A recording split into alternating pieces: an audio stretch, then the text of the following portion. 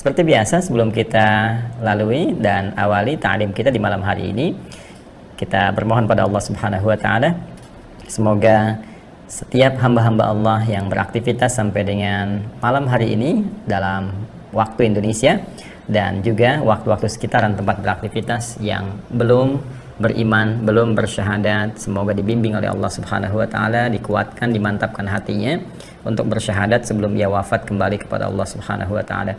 Pun demikian bagi siapa yang telah bersyahadat, telah beriman, semoga dibimbing oleh Allah Subhanahu wa taala untuk istiqamah dalam iman dan amal salehnya dan dihindarkan dari perbuatan maksiat. Kami menyeru pada diri pribadi dan kita bersama, mari kita memperbanyak taubat kepada Allah Subhanahu wa taala, menjauhi perbuatan maksiat dan meningkatkan amal saleh sepanjang kemampuan kita hingga kita kembali kepada Allah Subhanahu wa taala dalam kebaikan. Baiklah, di malam hari ini kita akan kembali melanjutkan kajian pembahasan tafsir yang sebelumnya di pertemuan yang lalu telah kita adakan pertemuan bersama keluarga besar ahli Al-Quran STUAH, Sekolah Terbuka Usahakan Al-Quran Hafal, dan kajian spesial dalam rangka mengevaluasi aktivitas kita dan menyusun rencana-rencana kebaikan di tahun-tahun berganti, bulan-bulan, atau bahkan setiap detik yang kita lalui. Baiklah, kita akan coba lanjutkan kembali. Kita masih di surah Al-Baqarah, surah kedua dalam susunan mushaf Al-Quran, dan pertemuan sebelumnya kita telah sampai di ayat yang ke-16. Ini masih dalam rangkaian golongan yang ketiga, ayat-ayat yang menerangkan tentang golongan ketiga dari 3 klasifikasi manusia. Telah kami sampaikan, bahkan di pertengahan jumpa kita telah kita tegaskan, ada baiknya kita ingatkan terlebih dahulu supaya kita memiliki ketersambungan dengan ayat yang akan dibahas pada kesempatan malam hari ini. Baik, di pembuka surah Al-Baqarah dari ayat pertama sampai dengan ayat kelima, Allah Subhanahu wa taala secara umum menerangkan tentang klasifikasi manusia golongan pertama yang ditetapkan oleh Allah sebagai golongan terbaik, yang dijamin mendapatkan naungan hidayah Allah Subhanahu wa taala, bimbingan langsung dari Allah dari setiap aktivitas yang dijalani, plus jaminan mendapatkan kebahagiaan dan kesuksesan dalam titian aktivitas yang dilalui. Allah berfirman, ulaika ala hudam mir rabbihim wa ulaika humul muflihun. Ada golongan orang-orang yang mereka itu dijamin oleh Allah akan lekat dengan petunjuk-petunjuk Allah Subhanahu wa taala, dan mereka itu dijamin mendapatkan kebahagiaan dan kesuksesan. Siapa mereka itu? Merekalah orang-orang yang disebut oleh Al-Qur'an golongan bertakwa. Dzalikal kitabu la raiba fihi hudal lil muttaqin. Siapa orang-orang yang bertakwa ini? Maka dia punya ciri. Setidaknya ciri utama yang disebutkan langsung di ayat ketiga sampai keempat, dan nanti perinciannya kita akan dapati di ayat-ayat setelahnya, bahkan di surah-surah yang berganti. Tapi poin besarnya ada di 2 ayat ini, yaitu ayat ketiga dan keempat di surah Al-Baqarah, yaitu alladzina yu'minuna bil ghaib. Pertama adalah orang-orang yang senantiasa berusaha meningkatkan imannya kepada Allah Subhanahu wa taala. Jadi nggak dicukupkan dirinya dengan mengatakan saya beriman cukup, tidak. Tapi dia berusaha meningkatkan lagi imannya, Karena itu kalimatnya, diksinya menggunakan fi'il mudhari', ya. Jadi selalu meningkat, baik sekarang, kemudian terus-menerus, dan sampai yang akan datang. Dia naikkan terus. Nah, bagaimana cara menaikkan iman ini? Maka dilanjutkan kemudian melalui firman Allah, wa yuqimunas shalah. Cara meningkatkan keimanan kepada Allah ini sehingga masuk dalam golongan orang yang bertakwa dan mendapatkan apa yang dijanjikan tadi yang telah disebutkan di ayat kelimanya, maka iman ini perlu ditingkatkan dengan memperbanyak amal saleh. Karena itu sering saya sampaikan bahwa redaksi iman seringkali disandingkan dalam Al-Quran dengan amal saleh. Ya, wal asr innal ladzina, ya wal asr, ya. Sungguh demi waktu yang diberikan kesempatannya kepada setiap manusia. Innal insana lafi khusr. Sungguh setiap manusia yang beraktivitas berpotensi mengalami kerugian. Ya, ketika diberikan modal waktu oleh Allah, dia tidak mampu menggunakannya dengan baik sehingga rugi. Modal tidak kembali dan keuntungan tidak diraih. Illal ladzina amanu, kecuali orang-orang telah menyatakan dirinya beriman kepada Allah, kemudian dia berusaha meningkatkan imannya dengan cara wa amilus shalihat, memperbanyak amal-amal saleh. Dari amalan standar, ya, standar kita untuk meningkatkan iman yaitu salat. Maka Allah kemudian sandingkan kata salat pertama dengan kalimat peningkatan iman di Al-Baqarah ayat 3 tadi. Alladzina yu'minuna bil ghaib wa yuqimunas shalah. Maka dari itu saya mengajak dan menguatkan pada diri pribadi dan kita bersama, mari kita cek kualitas iman kita sekaligus juga kadar keimanan kita di hadapan Allah. Apakah kualitasnya makin baik, apakah semakin meningkat, maka bisa dicek, bisa diamati lewat amal-amal yang kita kerjakan. Pertama salat, ya kita lihat apakah sudah meningkat dari fardu ya kepada sunnahnya, ada tambahannya, kemudian kualitasnya sampai ke pemahamannya, sampai mengerti apa yang diucapkan, pelan-pelan kita belajar. Jadi kalau ada dorongan dalam diri kita untuk mempelajari kembali, untuk meningkatkan salat, ya kan, tambah dari yang fardu tambah dengan sunnahnya, ini menunjukkan bahwa ada peningkatan iman dan berbahagialah kita dalam kondisi demikian. Kemudian kalau sholat itu dilakukan oleh setiap muslim yang beriman kepada Allah Subhanahu wa taala tanpa batasan, tanpa sekat dalam setiap keadaan, ya, mau dia kaya, mau dia cukup, mau dia dalam keadaan mampu berdiri, mau duduk atau bahkan berbaring, masih berlaku sholat dan tidak mengeluarkan biaya.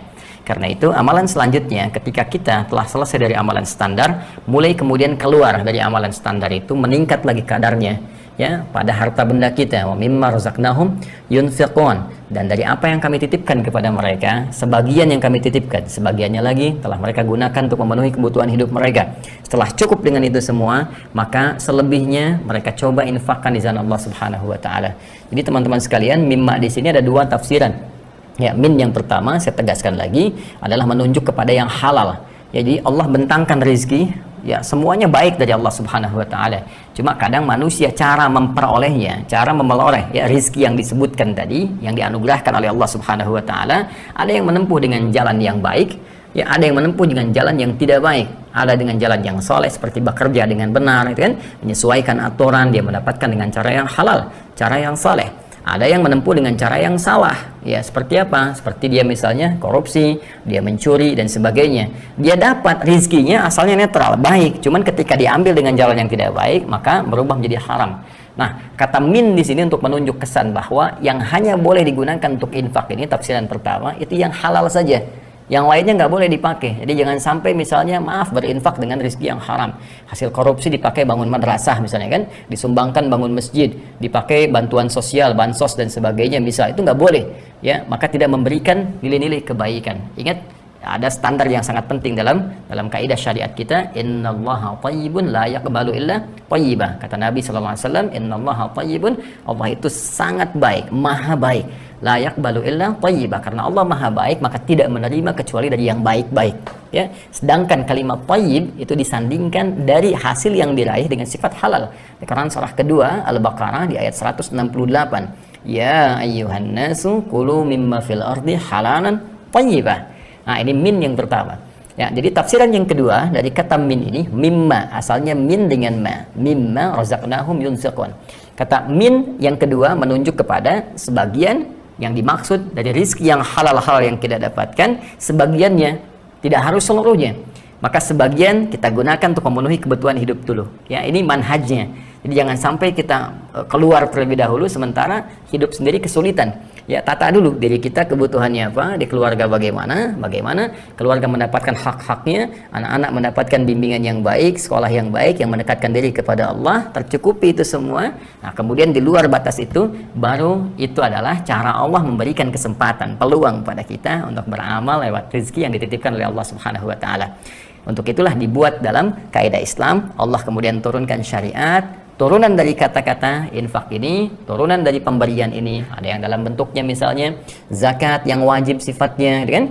Ada yang bentuknya kemudian infak yang sunnah, kan? Kepada siapa? Ada 5 golongan yang utama di Al-Baqarah ayat 215, nanti lebih jauh lagi, dan semua umumnya ini disebut dengan sedekah. Jadi kalau sedekah itu nama umumnya, zakat masuk sedekah, infak masuk sedekah. Detailnya adalah bagian-bagian spesifik yang kita keluarkan sesuai dengan tuntunan syariat. Nah, ini juga termasuk dari ujian kekuatan iman. Baik, kemudian setelah itu walladzina yu'minuna bima unzila ilaik, yaitu orang-orang yang mampu meningkatkan imannya dengan cara meningkatkan interaksinya dengan Al-Qur'an, baik bacaannya ataupun tilawahnya atau bahkan hafalannya. Karena itu rumus mudahnya, rumus cepatnya, selain mengecek sholatnya, Cek kemudian bagaimana kita berinfak, ya, termasuk infak yang wajib kepada keluarga, ya, infak kepada istri, infak kepada anak, bukan kuantitas jumlahnya, tapi yang lebih ditekankan bagaimana itu digunakan untuk mendekat kepada Allah Subhanahu wa taala. Jangan-jangan selama ini memberikan pakaian pada anak-anak yang justru membuka auratnya, kan? Memberikan sesuatu kepada istri misalnya yang justru tampil dengan itu semua melahirkan maksiat misalnya dan sebagainya, itu yang kita jauhi, ya. Koreksi kembali, dekatkan diri kita dengan Allah Subhanahu wa taala. Kemudian cek status kita, ya, online dengan firman Allah Subhanahu wa taala, dengan Al-Qur'an. Berapa banyak ayat yang dibaca di hari ini, berapa surat yang telah kita kumpulkan, kemudian berapa banyak yang telah kita hafalkan, berapa banyak yang telah kita coba amalkan. Nah, itu diantara ukuran keimanan kita kepada Allah Subhanahu wa taala.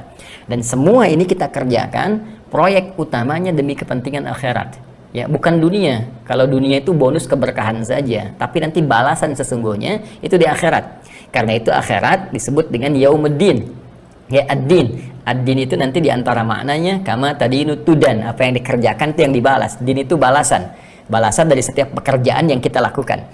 Ya, kenapa konsep keberagamaan kita disebut dengan ad-din? Karena Allah menghargai setiap aktivitas kita. Allah memberikan balasan dalam setiap aktivitas kita. Jadi kalau yang kita kerjakan baik, maka dimuliakan oleh Allah, dibalas semua apa yang kita kerjakan, sekecil apapun. Faman ya'mal mithqala dzarratin khairan yarah. Apapun yang kita kerjakan walaupun kecil itu dinilai oleh Allah Subhanahu wa taala. Ya, sebaliknya, yang jelek pun itu dibalas sesuai kadar kejelekannya. Tidak ada sifat zalim, yang ada keadilan di sini, ya. Ketika ada sekecil apapun perbuatan buruk tidak diselesaikan saat di dunia, maka ditampakkan di akhirat, dikoreksi kemudian dan ditimbang dengan amal kebaikannya untuk dihitung. Jadi yang baik akan menutupi yang tidak baiknya, yang soleh akan menghilangkan yang salahnya. Disinilah kejadian yang sangat menentukan. Karena itu orang-orang yang mengerjakan sholat, orang-orang yang mengerjakan infak, orang-orang yang berinteraksi dengan Al-Quran dan mengumpulkan amal soleh yang lainnya, proyek utamanya adalah demi kemuliaan akhirat. Karena itu di ayat keempatnya kemudian ditutup wabil akhiratihum yuqinun. Mereka yakin ada balasan di akhirat nanti, ada kehidupan setelah kematian, ya, ada kehidupan setelah meninggalkan dunia ini. Jadi kalau kita nggak punya konsep akhirat, maka ada kekecewaan. Ya, mungkin ada timbangan-timbangan. Untuk apa sholat kalau tidak ada balasan di kemudian hari? Untuk apa kita baca Al-Quran? Toh yang nggak baca Al-Quran pun bekerja misalnya bisa kaya. Toh yang nggak sholat pun misalnya belajar bisa pintar. Karena untuk pintar Anda bisa dengan belajar, untuk kaya Anda bisa dengan bekerja. Tapi untuk mendapatkan keberkahan dan nilai dari pekerjaan itu, nilai dari kepintaran itu, nilai dari karya itu untuk kembali kepada Allah, kita membutuhkan agama, kita membutuhkan ad-din. Ini konsep yang kita kemudian ikuti, ini ad-din yang kita peluk dan tawaran-tawaran yang kita yakini. Itu poinnya. Nah, sekarang tinggal sampai dengan pertemuan ini di ayat ke-16, bahkan telah berganti tahun, kita tinggal mengecek sejauh ini sampai di mana kita meningkatkan amal soleh kita untuk bisa mengukur parameter keimanan kita di hadapan Allah sehingga masuk dalam golongan yang tadi dijamin oleh Allah Subhanahu wa taala di ayat kelimanya. Kalau belum merasakan kedamaian dalam jiwa, maka tingkatkan lagi. Ya, belum merasakan ketentraman, ketenangan, tingkatkan lagi amal solehnya. Karena itu saya sering katakan, amal soleh selalu bersanding dengan ketenangan. Ya, kalau Anda tidak percaya silakan. Bukankah saat berdoa ya Anda merasa tenang? Bukankah saat baca Al-Quran Anda merasa lebih tenang? Bukankah ketika Anda sholat Anda merasa lebih tenang? Karena itu amal soleh selalu berbanding lurus dengan apa? Dengan ketenangan. Ini bagian pertama. Ya. Golongan kedua, seperti sering kali saya sampaikan, penting juga diingatkan, adalah golongan yang langsung antitesis, paradoks dari golongan yang pertama. Ya, dia paradoks, yaitu orang-orang yang langsung menutup diri. Kalau tadi terhubung dengan Allah, ini menutup hubungan dengan Allah. Ya, menutup, mengkafar dirinya. Dalam bahasa Arab, kafara, yakfuru, kafir. Ya, perbuatan disebut dengan kafar, jamaknya disebut dengan kafaru. Di ayat yang ke-6 sampai ke-7. Innal ladzina kafaru sawa'un 'alaihim anzartahum am lam tunzirhum la yu'minun. Pada golongan yang ini, ya kita mencoba untuk memohon kepada Allah Subhanahu wa taala dengan mendoakan mereka dan mendakwahi dengan cara yang baik ya supaya mereka mau kembali pada nilai-nilai kebaikan. Kecuali kalau mereka orang-orang yang betul-betul menutup dirinya kepada Allah Subhanahu wa taala sampai diingatkan enggak mau, seakan-akan penutup di telinganya, wa fi adhanihim waqra. Kan melihat orang sholat sudah anti, melihat orang baca Al-Quran kok malah marah-marah gitu kan, kemudian diingatkan pun malah mendebat dan sebagainya. Maka Allah mengancam di ayat yang ketujuhnya, khatamallahu ala qulubihim wa ala sam'ihim wa ala absarihim ghishawah. Ancamannya walahum adzabun azim. Kalau memang ini tidak diperbaiki, tidak dikoreksi, nggak mau kembali sampai ajal menjelang sampai nyawa tiba di kerongkongan, maka kata Allah, kami janjikan siksa yang sangat besar, hukuman yang besar. Hukuman ini wajar datang karena memang tidak ada bekal yang dibawa untuk pulang dan mengingkari perjanjian yang telah ditetapkan kepada Allah Subhanahu wa taala. Artinya, kalau nyawa belum sampai kerongkongan, masih ada peluang untuk kembali, masih ada peluang untuk mendekat, masih ada peluang untuk taubat, masih ada peluang untuk bersyahadat. Karena itulah apa yang bisa kita kerjakan dalam kondisi orang-orang yang keras, bahkan membenci misalnya, tidak senang, bahkan mendebat, bahkan menjelek-jelekan dan sebagainya, sudah banyak terjadi di masa Nabi Sallallahu Alaihi Wasallam. Dan cara terbaik adalah berdoa, seperti Nabi pernah mendoakan Umar, ya, Umar bin Khattab radhiyallahu taala anhu. Nabi memohon pada Allah Subhanahu wa taala dengan kalimat-kalimat yang umum juga termasuk kepada yang lainnya. Dan di antara yang masuk dalam doa itu boleh jadi ada getaran-getaran tertentu yang menggerakkan jiwanya sehingga mau kembali bertobat, bersyahadat dan mendekat kepada Allah Subhanahu wa taala. Tentunya diiringi dengan dakwah-dakwah yang baik, lisan yang baik, perangai yang baik, akhlak yang baik, dan nilai-nilai kebaikan yang bisa kita kerjakan sesuai dengan profesi kita. Nah, golongan yang ketiga, nah ini paling panjang teman-teman sekalian, yaitu golongan yang terkontaminasi dengan penyakit dalam hatinya, dalam jiwanya, dalam qalbunya. Penyakit yang menyerang kepada hati, kepada jiwa disebut dengan marad namanya. Maka Al-Quran menyebut di Quran surah kedua ayat 10 itu, fi qulubihim marad, ya, dalam hati-hati mereka terkontaminasi oleh penyakit. Ada penyakit-penyakit yang menyerang kepada jiwanya. Siapa mereka? Wa minan nasi may yaqulu amanna billahi wa bil yaumil akhir wa ma hum bimumin. Yaitu orang-orang yang mengaku ketika kita bergaul dengan mereka, mereka mengaku mengatakan kami telah beriman kepada Allah seperti kalian, kami pun beramal soleh, kan? Sedangkan ternyata pembuktiannya tidak sama apa yang mereka ucapkan dengan keadaan hati mereka plus nampak dari perilaku mereka. Katanya berislam, tapi perilakunya jauh dari nilai-nilai keislaman. Di hatinya bahkan ada yang perasaan mendalam yang tidak suka terhadap Islam dan sebagainya. Maka ini menunjukkan bahwa hatinya ada penyakit. Penyakit itu yang disebut dengan nifaq, orangnya disebut dengan munafik, jamannya disebut dengan munafiqun, khafadnya bentuk perendahannya disebut dengan munafiqin. Nah, kita sudah mengawali pembahasan dari ayat ke-8 golongan ketiga ini dan telah sampai di ayat ke-16. Ya, secara singkat ringkasannya, orang-orang munafik pernah kita bahas di pertemuan lalu, punya ciri-ciri khusus ketika kita berinteraksi dengan mereka. Ya, di antara ciri-cirinya adalah yang pertama, mereka kalau diingatkan kepada hal-hal yang baik, ya, pada ajakan-ajakan kebaikan, kita mengajak mengingatkan sholat, mengajak meningkatkan ketakwaan kepada Allah, maka ada kalimat penolakan-penolakan, ada anti-anti, kan? Walaupun dalam mungkin pengakuannya adalah muslim.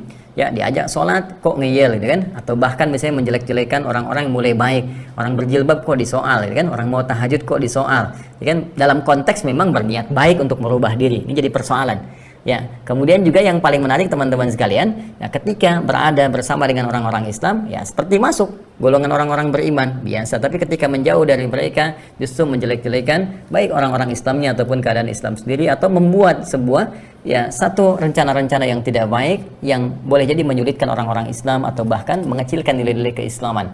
Nah, ini diantara tanda-tanda yang bisa kita dapati kemudian dari ayat yang bahkan dari 10, ya, ada penyakitnya, kemudian 11 sampai dengan ayat ke-14-nya. Nah, kemudian pernah kami sampaikan detailnya, kita lihat di tayangan yang sebelumnya, ya, telah kami tegaskan dengan cukup panjang. Kemudian di ayat ke-15-nya, ini yang paling menarik, ya, ketika mereka kemudian kumpul kembali dengan teman-temannya mengatakan kami hanya bercanda saja dengan orang-orang beriman. Jadi memang hubungannya tidak serius. Ya, hubungan tidak serius, mengambil manfaatnya saja. Nah, ini ciri yang paling dalam. Jadi kalau punya kepentingan, mereka baru datang kepada orang-orang beriman. Apakah kepentingan dalam misalnya dunia bisnis, ya, apakah dunia yang lain, apa di kepentingan politik, apa ekonomi, atau bahkan kepentingan pengetahuan. Ketika punya kepentingan dengan orang-orang yang beriman, mereka akan datang, mereka ambil kepentingannya. Setelah itu mereka tinggalkan begitu saja dan mengatakan kepada teman-temannya, ya kita cuma manfaatkan aja, ya kita bercanda aja dengan mereka, ya, karena sesungguhnya mereka tergabung dengan golongannya masing-masing. Nah, maka di ayat yang ke-16 yang terakhir kita sampai di situ, Allah Subhanahu wa taala sangat mengutuk keras perbuatan mereka itu, ya, selain menodai perilaku mereka itu, selain menodai karakteristik mereka sendiri, merendahkan martabat mereka di hadapan Allah, dan justru mengecilkan nilai-nilai agama. Ya, seakan-akan agama ini nggak ada nilainya, bisa dipermainkan, menjelek-jelekan, merendahkan martabat orang Islam, dan ini diantara hal yang sangat besar dosanya di hadapan Allah Subhanahu wa taala, sehingga dijanjikan masuk neraka jahanam lebih duluan dibandingkan dengan orang kafir, dan tenggelam di dalamnya, bahkan di dasar neraka yang paling dalam, fid darqil asfali minan nar, di neraka, di keraknya yang paling dalam. Ya, karena itu teman-teman sekalian, Ini yang paling penting untuk kita kemudian kaji lebih dalam dan hati-hati. Ini sudah masuk ke dalam dunia-dunia, bahkan di dunia kita, masuk misalnya ke dalam bahkan ke taklim, datang kemana ya dan sebagainya. Ini saya juga baru dapat tadi laporan ada yang masuk spam, ya ada Rizky apa tadi namanya, Rizky Kurniawan ya, masuk di spam kita tuh. Itu tinggalin aja. Dan saya ingatkan kepada yang bikin, kalau Anda mau bikin gaduh nggak usah masuk ke taklim di sini. Ya sayang-sayang, Anda nggak akan dapat apapun, karena jamaah kami insya Allah fokus kepada taklim yang saya sampaikan, dan Anda hanya mendapatkan kerugian saja. Udah dapat dosa, pekerjaan nggak dapat, kan? Kemudian juga mohon maaf hasilnya nggak ada, Anda tambah kerugian saja. Kalau mau saya ajak ya ikuti taklimnya dengan baik. Ya kalau Anda memang bertugas ya mudah-mudahan tugas itu dialihkan kepada yang lebih baik oleh Allah Subhanahu wa taala. Nah, ini diantara cirinya ya, tapi mudah-mudahan ini jalan Allah untuk memberikan hidayah kepada Anda. Ada Rizky siapa? Kurniawan. Baik, Rizky Kurniawan, baik Rizky ya, baik itu nama, mungkin nama palsu ya, yang masuk di akun.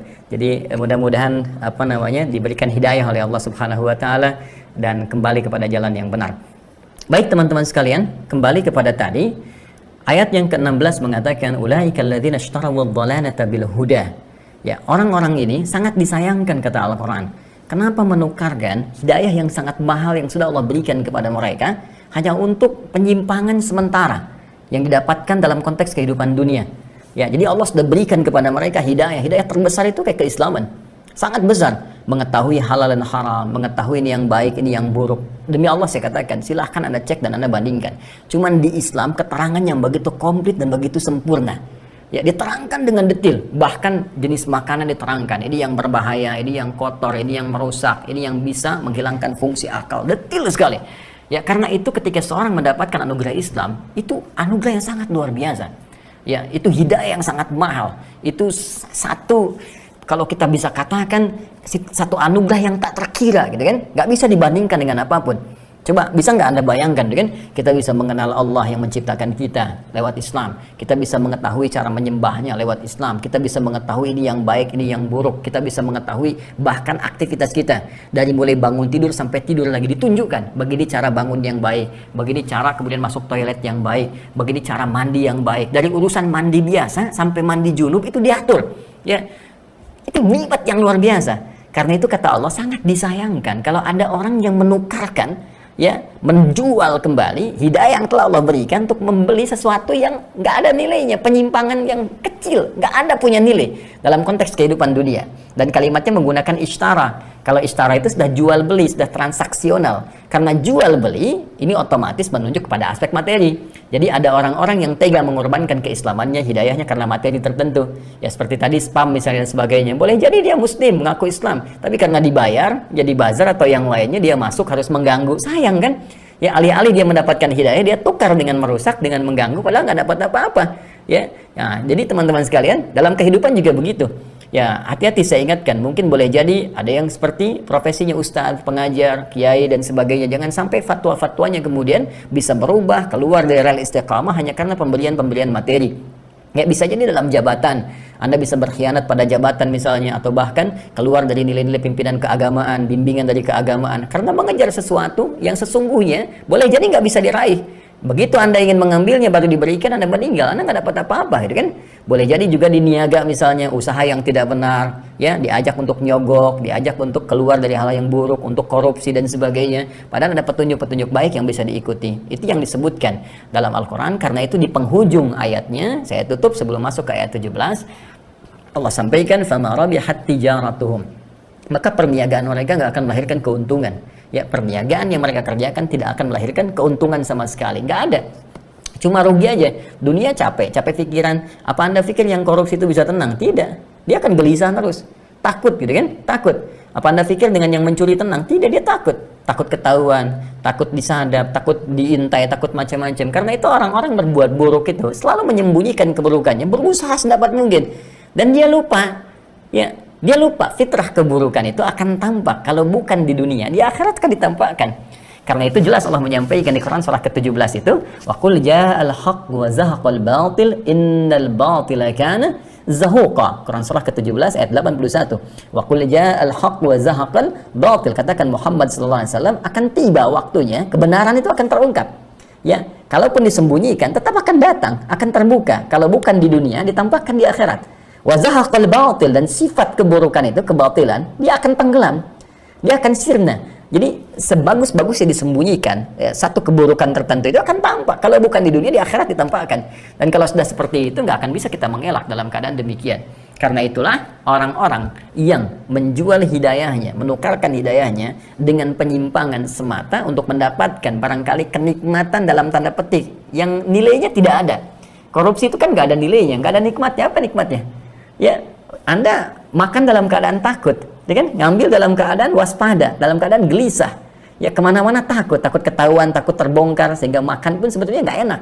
Dan karena nggak berkah, akhirnya nggak ada nilainya. Coba lihat, ya orang-orang yang bekerja dengan benar, walaupun dapatnya cuma 100.000, itu kerasa nikmatnya. Makannya jadi tenaga. Dan tenggalannya positif. Makanya kalau Anda lihat misalnya di desa, di daerah, atau di kota-kota orang baik-baik, walaupun dapat nggak seberapa, tapi Masya Allah badannya kuat-kuat, bicaranya santun-santun, baik-baik. Kenapa kok ada orang yang ratusan miliar, ratusan juta, ya bahkan lebih banyak daripada itu, tapi kok bisa? Ya, keluarnya begitu banyak, begitu boros, terus nggak ada nilai kembali, kata-katanya menjadi kasar, kan? Kalimat-kalimat tidak tertata dengan baik, perilakunya tidak menyenangkan, dan sebagainya. Ini menunjukkan ketidakberkahan. Ya, bukan berarti harus keseluruhan, tidak, karena ada orang-orang baik pun bisa kaya, ada orang-orang baik pun bisa pintar, orang-orang baik pun bisa punya kedudukan yang tinggi. Tinggal bagaimana menata diri kita menyesuaikan dengan itu semua. Tapi kalau keluar dari rel tadi, ini poin terbesarnya untuk orang Islam. Ya, karena munafik itu spesifiknya dalam konteks syariat, mengaku dia muslim, mengaku beriman kepada Allah, tapi perilakunya tidak menunjukkan imannya. Ada penyimpangan-penyimpangan. Dia menjual hidayah yang telah Allah berikan karena untuk membeli penyimpangan tadi dan berasumsi mendapatkan kenikmatan walaupun sementara. Fama rabihat tijaratuhum wa ma kanu muhtadin, dan tidaklah mereka akan meraih hidayah-hidayah Allah kalau larut dalam penyimpangan tadi dan tidak bertobat. Karena nanti di Quran surah keempat An-Nisa ayat 144 Allah mengajak mereka untuk balik.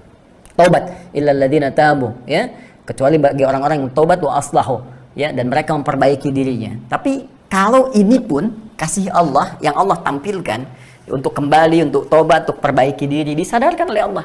Ya, banyak sekali kalimat-kalimat dalam Al-Qur'an yang memberikan ajakan-ajakan untuk kembali. Bahkan logikanya tingkat tinggi. Ada yang mengandung logika tinggi, realistis sekali. Ya. Dan luar biasa, pengingat-pengingat yang tanpa putus, kan? Dari mulai yang paling tajam kan kematian, ya. Allah sampaikan, apa yang kamu dapatkan dengan perilaku ini? Bagaimana kalau kamu meninggal? Bagaimana kalau bermaksiat kemudian meninggal? Ya, bagaimana kalau sedang bermaksiat kemudian wafat? Alih-alih mendapatkan keuntungan gak didapatkan, tapi ancaman bisa diraih kemudian. Ya, itu semuanya tajam sekali, teman-teman, dan ciri-cirinya disebutkan dan nampak dalam kehidupan. Dengan itu semua masih diajak oleh Allah Subhanahu wa taala untuk kembali, untuk taubat, ya. Ada di Quran surah keempat An-Nisa di ayat ke-144. Nah, tapi jika larut, ya, dalam perbuatan-perbuatan munafik, ya, nifak tadi, larut dalam perbuatan buruknya, perbuatan nifaknya, bahkan bangga menjadi bagian dari orang-orang munafik, maka kata Allah, wa ma kanu muhtadin, dan mereka kalau larut dalam keburukan itu, dalam penyakit nifaknya, maka tidak akan pernah berpeluang untuk mendapatkan hidayah Allah Subhanahu wa taala. Ya, wa ma kanu kan muhtadin. Ini saya tuliskan sebentar. Ya, teman-teman sekalian, fokus ya. Maknanya ini nafi, ya. Wa ma kanu, dia menggunakan bentuk kana, ya, bimakna istiqbal. Ya, tibaru ma yakun, tapi untuk menguatkan taukid. Jadi seakan-akan kalau kita ingin terjemahkan wa ma kanu, dan tidaklah mereka, kami pastikan kata Allah, ya, saya pastikan kata Allah, dan tidaklah sekali-kali sampai kapanpun. Ini kanu, ya, fi'lun madhi naqis, bentuknya kana, kana, ya, jamaknya kanu, tapi maknanya istiqbal, untuk yang akan datang sampai kapanpun. Seakan Allah ingin mengatakan sejak dia berbuat nifak itu, sejak menjadi munafik itu, dan tidak mau kembali mendapatkan hidayah Allah untuk bertobat, maka sampai kapanpun, saya pastikan sejak dia berperilaku demikian, sampai kapanpun dia akan sulit mendapatkan hidayah Allah Subhanahu wa taala. Dari kata ihtada, yahtadi, orangnya disebut muhtadi, ya, jamaknya disebut dengan muhtadun, bentuk khafadnya, rendahnya disebut dengan muhtadin. Nah, saya mau katakan begini, kata muhtadin, para pencari hidayah, ya, peraih hidayah, para peraih hidayah, itu seringkali disandingkan dalam Al-Quran dengan penguatan amal solehnya. Ya, saya beri contoh gini. Kalau kita beraktivitas di masjid, masjid, ya. Umumnya kan ini menunjuk yang paling gampang lah, ya, penguatan iman. Di sholat sendirian dengan sholat jamaah lebih utama sholat berjamaah. Jamaah di tempat biasa dengan di masjid lebih utama di masjid. Dan umumnya di masjid karena tempatnya tempat untuk ibadah, maka semua keadaannya mengondisikan kita untuk ibadah. Ya, masuk ke sana malu kita kalau buka video-video nggak jelas, gambar-gambar nggak jelas, karena terkondisikan untuk ibadah. Karena itu konsentrasinya fokus kepada ibadah. Ya, untuk itulah di hadis Muslim baru masuk masjid, baru masuk saja dengan niat ibadah sudah mendapatkan 25 kebaikan. Jarak 1 ke 2 500 tahun, demikian seterusnya. Dan masuk ada doanya. Kalau kita i'tikaf duduknya dihitung sebagai ibadah, banyak pahalanya. Ya, karena itu orang-orang yang mampu konsisten beraktivitas di masjid, memakmurkan masjid, ya, mencari kegiatan yang bermanfaat. Makmur itu tadi kata amara ya'muru, sesuatu di antara maknanya sesuatu yang melahirkan manfaat. Dewan Kemakmuran Masjid, ya, kumpulan, ya, susunan orang-orang tertentu yang mereka kemudian mencanangkan program, membuat kegiatan-kegiatan yang bermanfaat, yang meningkatkan keimanan orang-orang yang ada di masjid itu. Karena itu di Quran surah ke-9 ayat ke-18 Allah tegas menyampaikan, innama ya'muru masajidallahi, sungguh orang-orang yang mampu mengerjakan perbuatan-perbuatan bermanfaat, memakmurkan masjid-masjid Allah itu terbatas orangnya. Ya, siapa mereka? Man amana billah. Satu kaidahnya iman, kan? Man amana billah. Tadi yang saya sampaikan, ya, karena itu orang-orang yang bisa ke masjid, ya, bisa beribadah di masjid itu menunjukkan kekuatan imannya itu cukup baik, ya, cukup baik. Sekaligus memberikan kesan bahwa dalam rangka menyusun kegiatan di masjid, cari kegiatan bermanfaat yang bisa meningkatkan iman. Man amana billahi wal yaumil akhir. Ya, mereka punya orientasi akhirat yang baik. Kemudian, nah ini setelah punya orientasi akhirat, wa aqamas shalah. Ya, mereka konsisten untuk meningkatkan sholatnya, wa ataz zakah, kan? Kemudian mau berkomitmen untuk berusaha mengeluarkan zakat. Karena itu zakat, ya, biasanya ada DKM yang memfasilitasi, ya, di masjid-masjid tertentu, ya. Kemudian walam yakhsha illallah, dan membangun ketakutannya hanya kepada Allah saja, punya sifat khasyah kepada Allah. Nah, yang paling menarik teman-teman sekalian, ini khasyah kepada Allah. Yang paling menarik, fa'asa, ujung ayatnya, ulaika ayyakunu minal muhtadin. Ini, fa'asa ulaika, maka orang-orang ini, tuh, yang beraktivitas di masjid ini, yaitu orang-orang ini, yang punya iman yang kuat, orientasinya akhirat, ingat satu kali kita pulang, kembali kepada Allah, lalu dia meningkatkan sholatnya, dia berusaha untuk zakat, ya, berusaha zakat tuh dalam arti begini, dia tingkatkan pekerjaannya, dia dapatkan hartanya, dengan tujuan bisa beramal soleh. Nah, ini ciri orang beriman. Jadi ada orang yang bekerja itu untuk kaya saja, ya, orang beriman tidak, dia mencari kekayaan supaya bisa ibadah. Itu bedanya.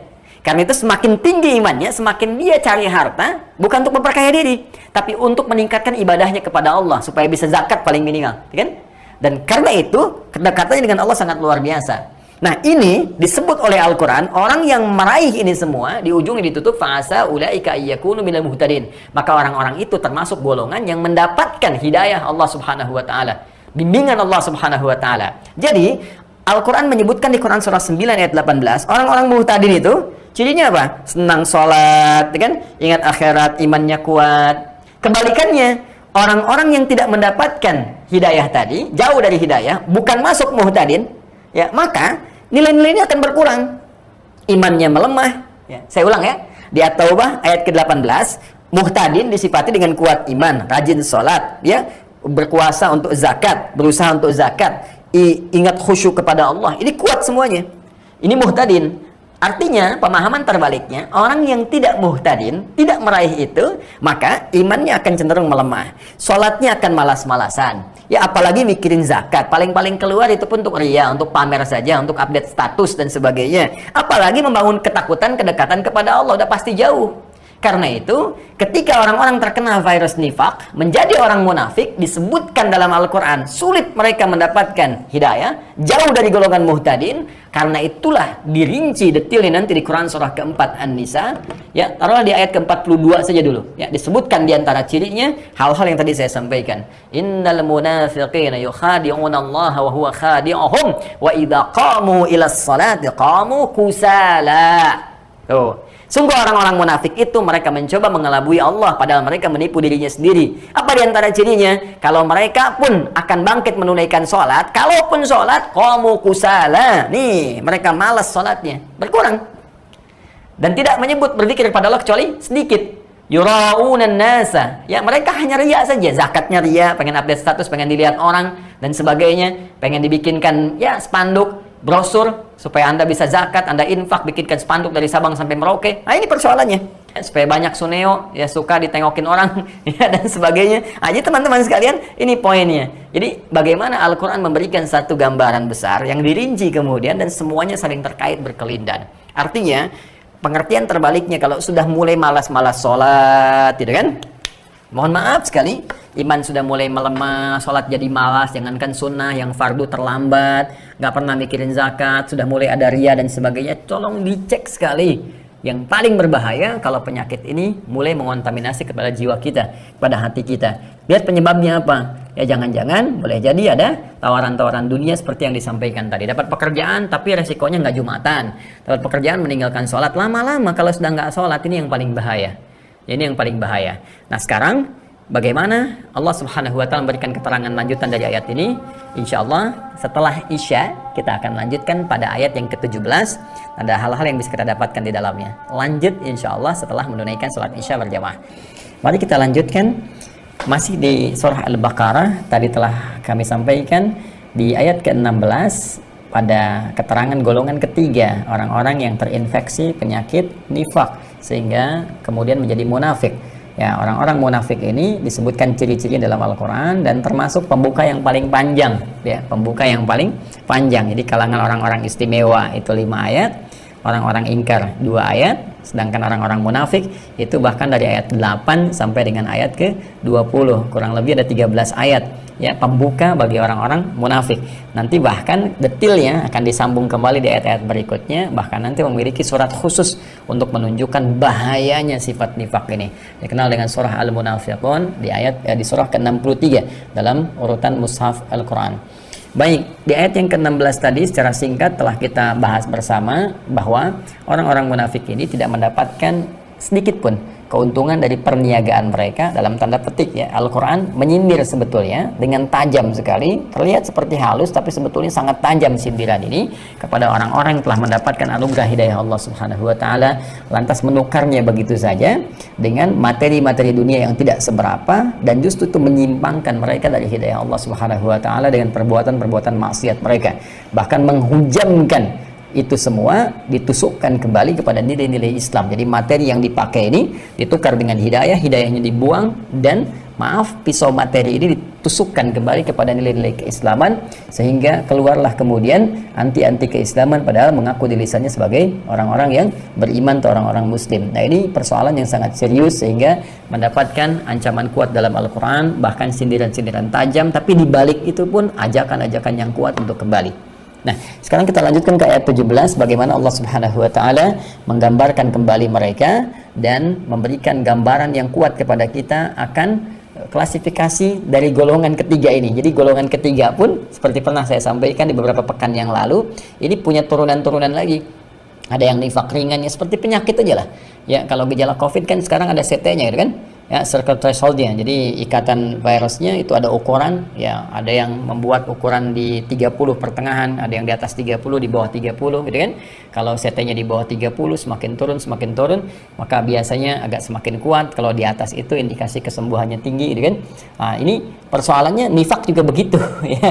Nifak yang menjadikan seseorang bertransformasi menjadi munafik juga begitu. Jadi kalau kita lihat ada CT-nya yang mungkin kelihatan ringan, ada CT-nya yang kelihatan berat. Ini persoalan.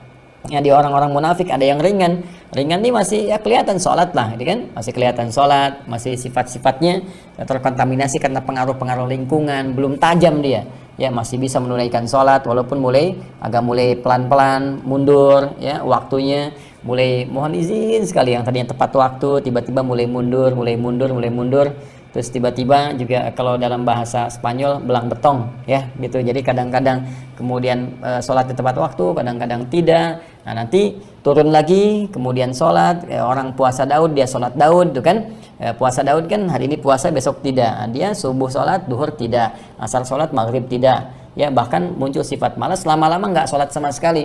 Dan yang paling parah sudah nggak sholat, nuduh orang yang sholat, ini persoalan. Jadi sudah dia nggak sholat, ngajak orang lain nggak sholat dan menyoal orang sholat. Sudah dia nggak tahajud, ya kan? Kemudian juga mohon maaf, dia nggak tahajud, ngajak teman-temannya nggak usah tahajud, dan menyoal orang tahajud. Ini yang celaka. Sudah dia nggak hafal Quran, menyoal orang-orang yang menghafal Quran. Sudah dia nggak pakai jilbab, gitu kan, menyoal orang yang pakai jilbab. Ini persoalan.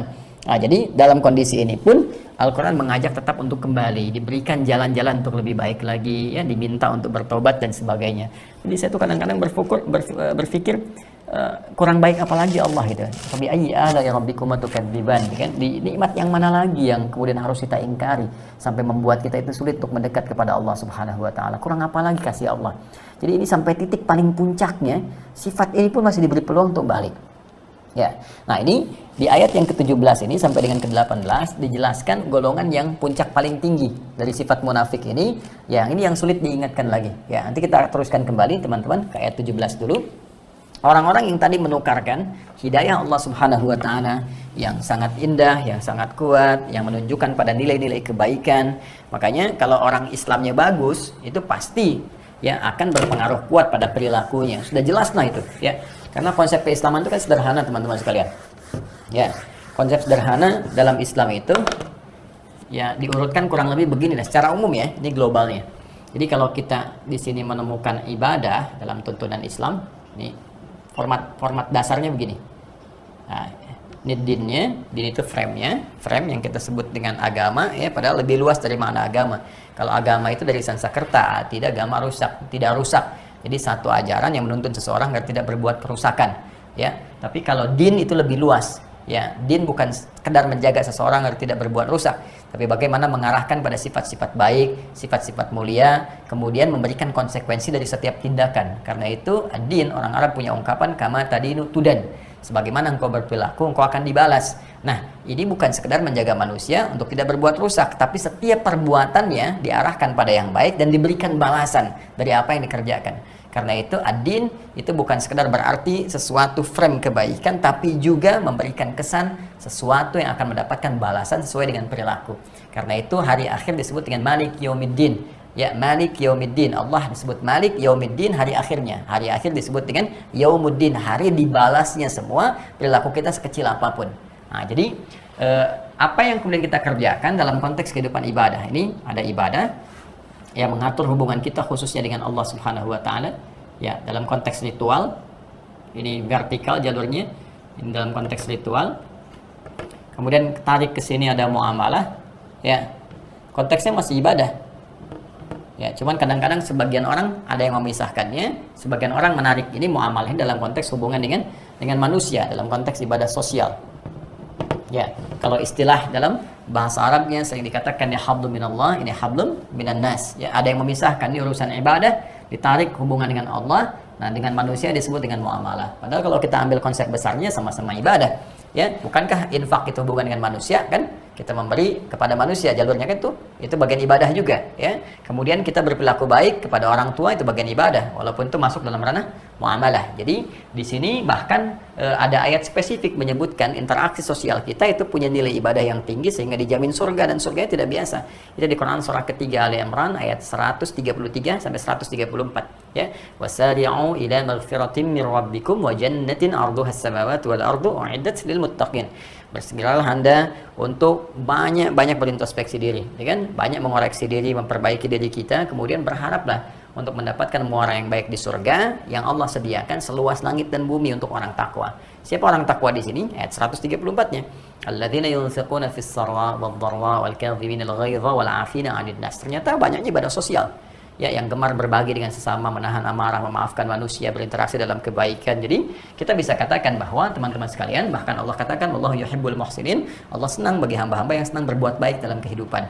Sedangkan muhsin itu adalah pelaku yang punya sifat ihsan. Ihsan itu menjadikan aktivitas semua ibadah karena Allah. Anta'budallaha ka'annaka tarah fa illam takun tarahu fa innahu yarak. Demikian di hadis riwayat Muslim itu, dan kemudian dicantumkan oleh Imam An-Nawawi dalam Al-Arba'in dalam hadis yang kedua, disebut dengan hadis Jibril, ya, dalam pembahasan ihsan. Di hadis Muslim hadis yang ke-8 dari Umar bin Khattab radhiyallahu ta'ala anhu. Nah, tapi ada yang memisahkan, ada ibadah, ada muamalah. Kemudian yang terakhir hiasannya disebut dengan akhlak namanya. Akhlak. Nah, ini puncaknya, ini goalnya nih. Akhlak ini goalnya. Ini goalnya. Ya, ini akhlak. Nah, ini perilaku mulianya. Bahkan akhlak ini nanti hiasannya, ini perilaku sekaligus hiasan. Jadi satu nilai yang dihasilkan dari proses ibadah ini melahirkan akhlak. Jadi kalau kita misalnya hubungan dengan Allah secara ritual, contohnya sholat, kan? Sholat. Apa yang dihasilkan dari sholat ini? Akhlak. Apa bentuknya akhlaknya? Menjadi terpuji, menjadi baik. Nah, di mana ditemukannya? Quran surah ke-29 misalnya ayat ke-45. Ya, apa dalilnya? Inna salata tanha 'anil fahsya wal munkar. Utlu ma uhiya ilaika minal kitab wa aqimis shalah. Inna salata tanha 'anil fahsya wal munkar. Ya, sungguh salat yang benar dikerjakan itu akan mencegah pelakunya dari dua sumber keburukan. Ya, jadi kalau ada orang berbuat buruk, jelek, sumbernya cuma dua. Satu fahsya, ya kan? Nah, yang kedua mungkar. Ini saja, tidak ada yang ketiga. Fahsya keburukan yang didorong oleh nafsu, ya, syahwat. Mohon maaf sekali, pornografi, porno aksi, LGBT, kata-kata jorok, kotor dan sebagainya itu fahsya. Ya, jadi kalau orang sholatnya benar, nggak mungkin berbuat fahsya. Nggak ada orang sholat berbuat homoseksual atau lesbian atau sejenisnya misalnya, terlibat LGBT atau kata-kata jorok, senang pornografi dan sebagainya. Ya, kemudian mungkar. Ya, jadi mungkar ini perbuatan buruk, mohon maaf, yang diingkari oleh hati, bersumber dari nafsu perut dan akal. Korupsi, mencuri, ya, kemudian menjamret, merampok, menipu dan sebagainya, ini mungkar. Ini sumber keburukan. Jadi kalau yang buruk ini sudah tidak ada, menipis, kan setiap hidup itu ada lawannya kan? Allah menciptakan kehidupan semua dengan berlawanan, berpasangan. Ya, Quran surah ke-51 Ad-Dzariyat ayat ke-49. Wa min kulli syai'in khalaqna zawjaini la'allakum tadhakkarun. Dan semua yang aku cipta, kata Allah, aku ciptakan berpasangan, baik yang bernyawa ataupun tidak bernyawa. Manusia punya pasangan, laki-laki dan perempuan. Quran surah 49 ayat 13. Ya ayyuhan nasu inna khalaqnakum min dzakarin wa untha. Hai semua manusia, yang namanya manusia, kata Allah, aku ciptakan tuh berpasangan dan berlawanan, cuman dua. Min dzakarin, kalau bukan dzakar lelaki, untha perempuan. Jadi nggak ada yang ketiga. Tidak ada laki-laki yang ke perempuan-perempuanan atau perempuan yang ke laki-lakian. Cuman dua. Jadi kalau benar-benar manusia, tanyakan pada diri Anda, apa dan bagaimana keadaan kita di antara dua ini saja. Dan tandanya jelas, tanda fisik disebutkan, keadaan disebutkan, dan sebagainya. Yang Anda katakan, namamu siapa? Nia. Nama siapa? Nia. Nama jelas? Kurniadi. Tidak. Ya, Nia ya Nia, Kurniadi ya Kurniadi, gitu kan? Ada beberapa turunan-turunan dengan tanda-tanda yang telah Allah sematkan. Demikian juga dengan dunia binatang. Ya, ada jantan, kemudian ada betina, di tumbuhan, ada benang sari, ada putik, ya kan? Demikian seterusnya, sampai ke yang tidak bernyawa, ada siang, ada malam, gitu kan? Ada langit, ada bumi dan sebagainya. Nah, la'allakum tadhakkarun, untuk memberikan kesan kepada kalian, hanya Allah yang tidak punya pasangan. Nah, ini sifat dasar. Maka Allah tidak berpasangan, apalagi mustahil punya anak atau diperanakan, punya ibu, punya bapak dan seterusnya. Jadi tidak ada Tuhan punya bapak, punya ibu, punya anak dan seterusnya. Punya sifat yang harus beda dengan makhluk. Itu kaidah dasar. Laisa kamitslihi syai'. Kalau saya telusuri, demi Allah saya katakan, saya banding-bandingkan dengan ada beberapa koleksi saya lihat, memang yang paling tegas di Al-Qur'an. Dalil tegas yang menunjukkan semua sifat ketuhanan. Laisa kamitslihi syai'. Itu kaidah dasarnya. Tidak akan pernah ada yang serupa dengan Allah. Tidak ada yang serupa. Nah, jadi kalau kita kembalikan ke sini teman-teman sekalian, sifat pun ya selalu ada lawannya. Baik, lawannya apa? Buruk. Jadi kalau di sini ada buruk, ada lawannya baik. Silahkan cek semua sifat. Jujur lawannya dusta, gitu kan? Sombong lawannya tawadhu dan seterusnya. Jadi ini buruk lawannya baik. Nah, kalau ada seseorang tinggi kebaikannya, secara otomatis ini akan turun rendah. Jadi gampang sebetulnya. Kalau ingin jadi orang baik, turunkan sifat keburukannya. Minimalisir, berjuang sampai hilang. Ya, bagaimana caranya seperti itu? Kalau Anda bertanya, bagaimana ingin baik? Turunkan buruknya, hilangkan buruknya. Bagaimana cara menghilangkan buruk? Ini ibadah.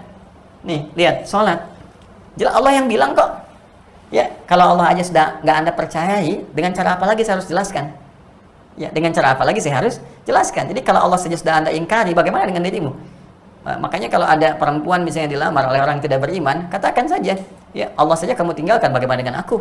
Ya, nah, jadi jadi teman-teman sekalian, ini kaidah yang sangat sederhana gitu kan. Allah sampaikan, kalau kemudian ibadahnya benar, muncul kemudian ada dorongan rem yang akan mengekang sifat-sifat buruk, sehingga kalau buruknya itu semakin hilang, baiknya semakin naik. Nah, baik ini ya akhlak. Baik ini ya akhlak. Jadi ternyata ibadah itu goalnya ya akhlak.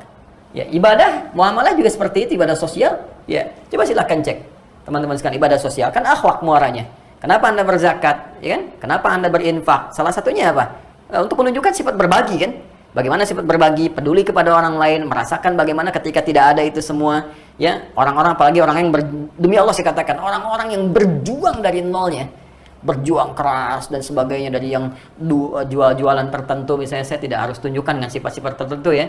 Yang penting dia berusaha keras dari titik nol, dari bangun tengah malam, berangkat gelam lagi. Demi Allah saya katakan, ketika dia mencapai puncak tertingginya, itu luar biasa. Dia merasakan bagaimana nikmatnya mendapatkan itu dan bagaimana rasanya ingin berbagi dalam situasi yang serupa. Jadi seringkali merasakan. Kadang-kadang dia datang ke tukang asongan, kadang-kadang dia datang misalnya ke tukang tertentu, dia katakan, Pak, berjuang, saya dulu juga seperti ini dan sebagainya. Dia berbagi itu nyaman saja. Inilah akhlak, sikap peduli dan sebagainya. Atau gabungan itu semua seperti puasa. Ya, puasa itu kan meningkat ini ibadah ritualnya, meningkat ibadah sosialnya. Makanya orang puasa, sholatnya rajin, jangankan fardu, ya, sunnah tidak tertinggal. Coba lihat di luar masa pandemi itu kan, ya, baru terjadi ya, emak-emak misalnya rebutan sampai naruh sajadah. Itu kan tujuannya bukan buat isya, buat tarawih. Silakan cek. Ya, tarawih itu kan sunnah hukumnya. Kok bisa nyimpen seperti itu? Itu cuma Ramadan yang sangat luar biasa. Infak juga begitu. Jangankan yang kelihatan, yang nggak ada, yang nggak biasa dicatat. Berapa banyak yatimnya, berapa banyak fakirnya, itu luar biasa. Dan membentuk karakteristik ini. Puncaknya akhlak. Dan akhlak ini, ketika teman-teman sekalian tersinergikan antara puncak ibadah ritual dengan sosial, menyatu menjadi satu, maka inilah yang dimaksud dengan salihul akhlak.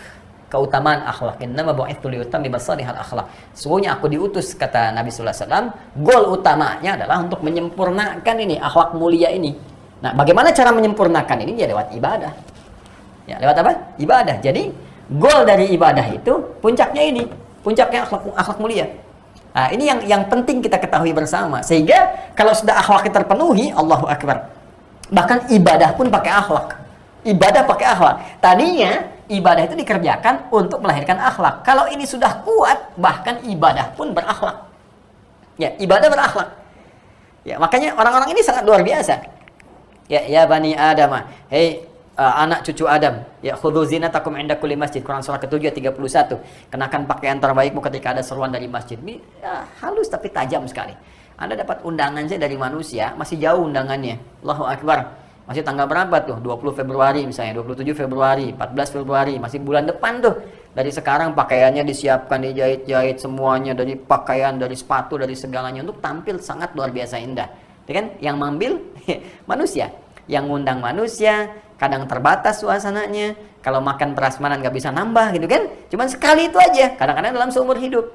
Dan belum tentu memberikan apa yang kita harapkan. Allah manggil kita 5 kali dalam sehari dan langsung menawarkan, kamu butuh apa? Wasta'inu bis-sabri was-shalah.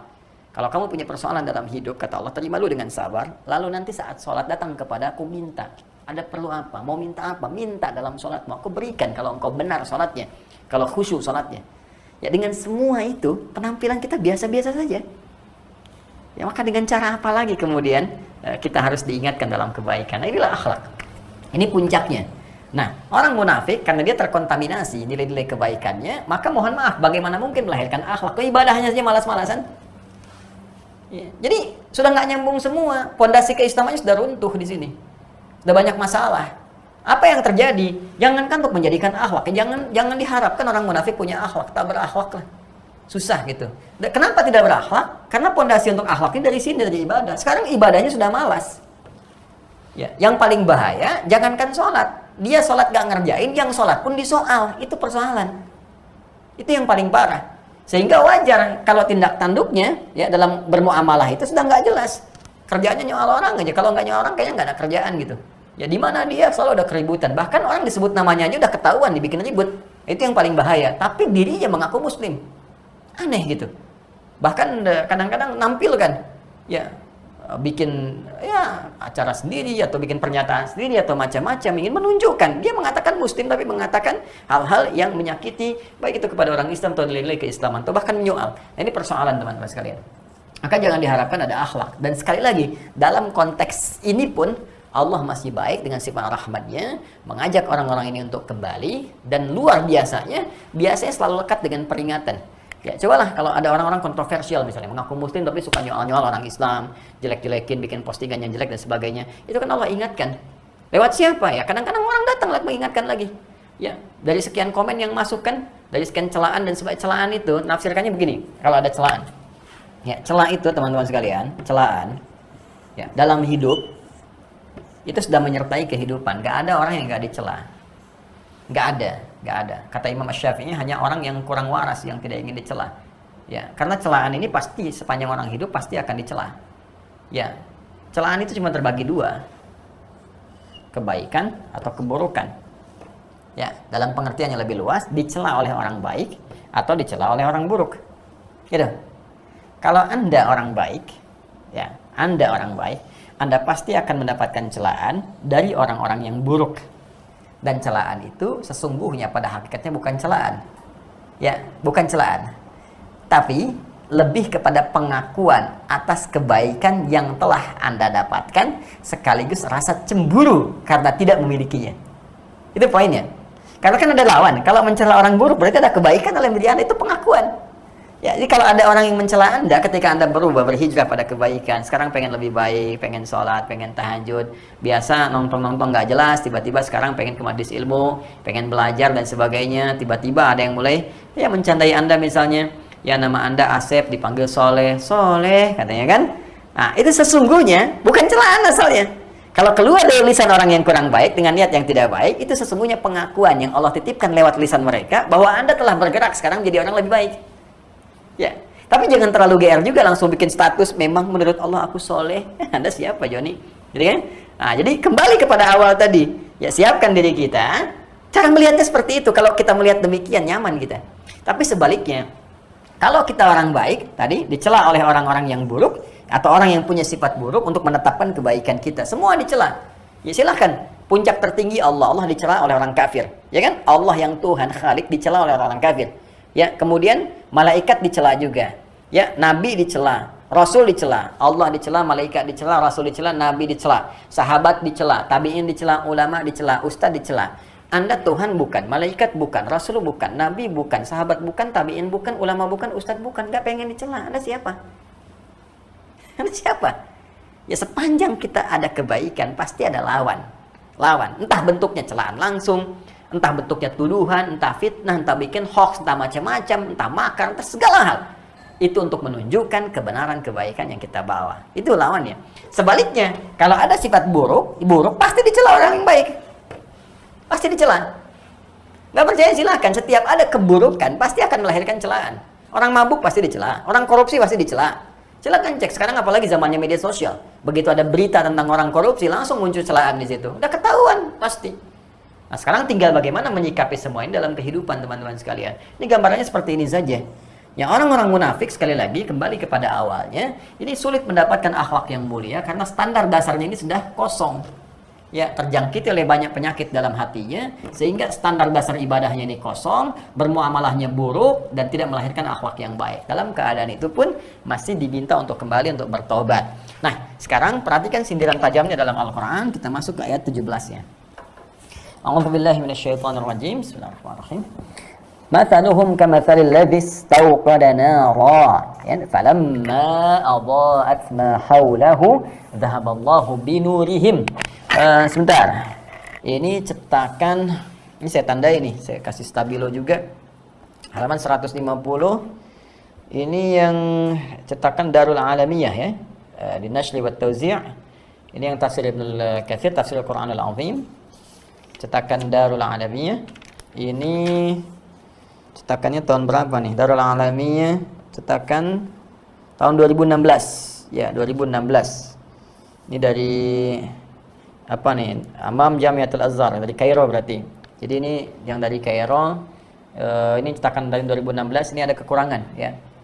Kekurangannya ini ada beberapa sebenarnya saya tandai, mudah-mudahan saya kirimkan di catatan. Di sini ada ayat yang kurang. Ya zahaballah, saya kasih stabilo hijau, binurihimnya enggak ada.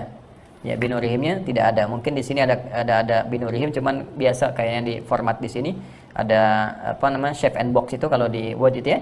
Nah, jadi dia buka seperti ini karena dia tutup jadi hilang. Ini enggak ketahuan barangkali. Nah, ini hati-hati kalau yang kitab tahun 2016. Ini saya yang kitab lama ini cetakan tahun 2006 kalau tidak salah ini. 2004 malah. Ya, cetakan tahun 2004. Kalau yang di sini ini bismillah. Nah, teman-teman sekalian. Nah, ini enggak, ini rapi. Ya, ini rapi ini. Ya, mathaluhum kamathalil ladzi istawqada nara falamma adha'at ma hawlahu dhahaballahu binurihim. Yang ini binurihimnya ada, yang ini enggak kemasukan ya. Di sini apa namanya?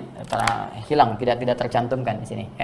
Ada juga beberapa yang sebelumnya sudah tandai, mudah-mudahan nanti ada waktu kita kirimkan.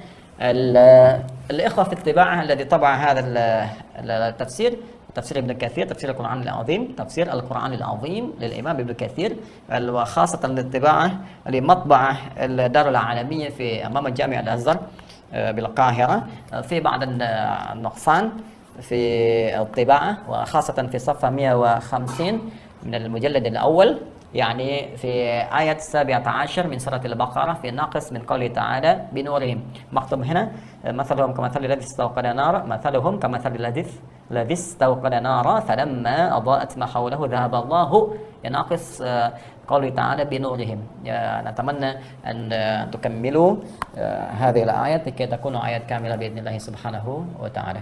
Nah, itu bukan untuk antum, itu untuk cetakan kalau nanti ada melihat tayangan kita malam hari ini saya sebutkan ya. Antum aminkan aja, amin gitu ya. Baik, teman-teman sekalian, kita lanjutkan. Mathaluhum kamathalil ladzi istawqada nara falamma adha'at ma hawlahu dhahaballahu binurihim wa tarakahum fi dhulumatin la yubsirun summun bukmun 'umyun fahum la yarji'un. Ya. Baik, kita terjemahkan dulu perkataannya. Mathaluhum, perumpamaan mereka orang-orang munafik itu, perumpamaan orang-orang yang terkontaminasi virus nifak itu, kamathalil ladzi istawqada nara, perumpamaan seperti seorang yang menyalakan api. Falamma adha'at ma haulah, maka tatkala api itu mulai menerangi sekitaran yang ada di tempat itu, ya dhahaballahu binurihim, karena perbuatan mereka yang pernah dikerjakan atau karena perbuatan dia yang menyalakan api yang pernah dikerjakan, tiba-tiba apinya dipadamkan ya oleh Allah Subhanahu wa taala. Wa tarakahum fi dhulumatin la yubsirun, dan membiarkan mereka orang-orang munafik itu kemudian larut dalam kegelapan sementara mereka tidak bisa mengamati sekitarannya. Baik, summum bukmun 'umyun fahum la yarji'un. Mereka itu tuli ya, sulit mendengar segala pengingat, kemudian mereka juga buta dan mereka sulit untuk kembali kepada jalan-jalan kebaikan. Ya, mereka bisu, tuli dan buta. Ini yang repot nih. Bisu nggak bisa bicara, kemudian tuli nggak bisa mendengar, ya, kemudian umyun, buta. Ya, udah repot nih. Ya. Orang nggak bisa melihat bisa mendengar, ada jalan kebaikan. Orang sulit mendengar bisa melihat ada jalan kebaikan. Ya, ini yang repot, sudah nggak bisa dengar, nggak bisa lihat, ya sudah nggak bisa bicara. Artinya bukan nggak bisa di sini, nggak digunakan dengan baik. Jadi telinganya nggak bisa dengar nilai-nilai kebaikan, matanya nggak bisa melihat jalan-jalan kebaikan, dan lisannya pun nggak bisa berkata-kata pada nilai kebaikan. Dan sehingga mereka sulit kembali kepada jalan-jalan kebenaran. Sekarang kita lihat apa pemaknaan yang terkandung di dalamnya. Baik, teman-teman sekalian, saya ingin bacakan dulu bagian dari tafsirnya ini, tafsir Al-Quranul Azim karya Al-Imam Ibnu Katsir Abul Fida rahimahullah. Kita coba ambil beberapa yang langsung saja ya untuk menghemat. Kita ambil pendapat dari mufassir yang dikutip oleh Imam Ibnu Katsir ya. Dzakara aqwal al-mufassirin min as-salaf min ma dzakarnahu qala as-Sudai fi tafsirihi. Di antara pendapat para ulama tafsir, jadi saya menyebutkan mufassir lagi yang dikutip oleh Imam Ibnu Katsir. Ya, jadi Al-Imam Ibnu Katsir ini manhaj dalam tafsirnya itu kan tafsiril ma'thur. Jadi menafsirkan ayat Al-Qur'an dengan ayat Al-Qur'an lagi. Kemudian dari Al-Qur'an ini ditafsirkan dengan hadis Nabi. Kalau tidak ditemukan atau penguatnya ditafsirkan dengan qaul sahabat, tabi'in, demikian ulama-ulama setelahnya. Jadi nanti kadang-kadang beliau mengutip kembali para mufassir-mufassir yang sebelumnya yang pernah menerangkan, dan jadi kutipan terbaik yang beliau sajikan di kitabnya ini. Di antara yang dikutip qala Sudai seperti pernah saya sampaikan, namanya Ismail bin Abdurrahman, ya punya tafsir namanya tafsir As-Sudai. Ya, ini termasuk tafsir bil ma'thur yang sangat kuat juga dan banyak menjadi referensi bagi mufassir-mufassir generasi setelahnya. An Abi Malik wa an Abi Salih an Ibnu Abbas radhiyallahu taala anhuma wa an Murwah an Ibnu Mas'ud radhiyallahu taala anhu wa an nasin minas sahabati. Jadi hadis ini dikutip dari sekelompok para sahabat, ya Imam As-Sudai di dalam tafsirnya menyebutkan sanad-sanad satu riwayat tersambung kepada sahabat-sahabat Nabi SAW yang memberikan informasi. Dan ini jalurnya sangat kuat ya.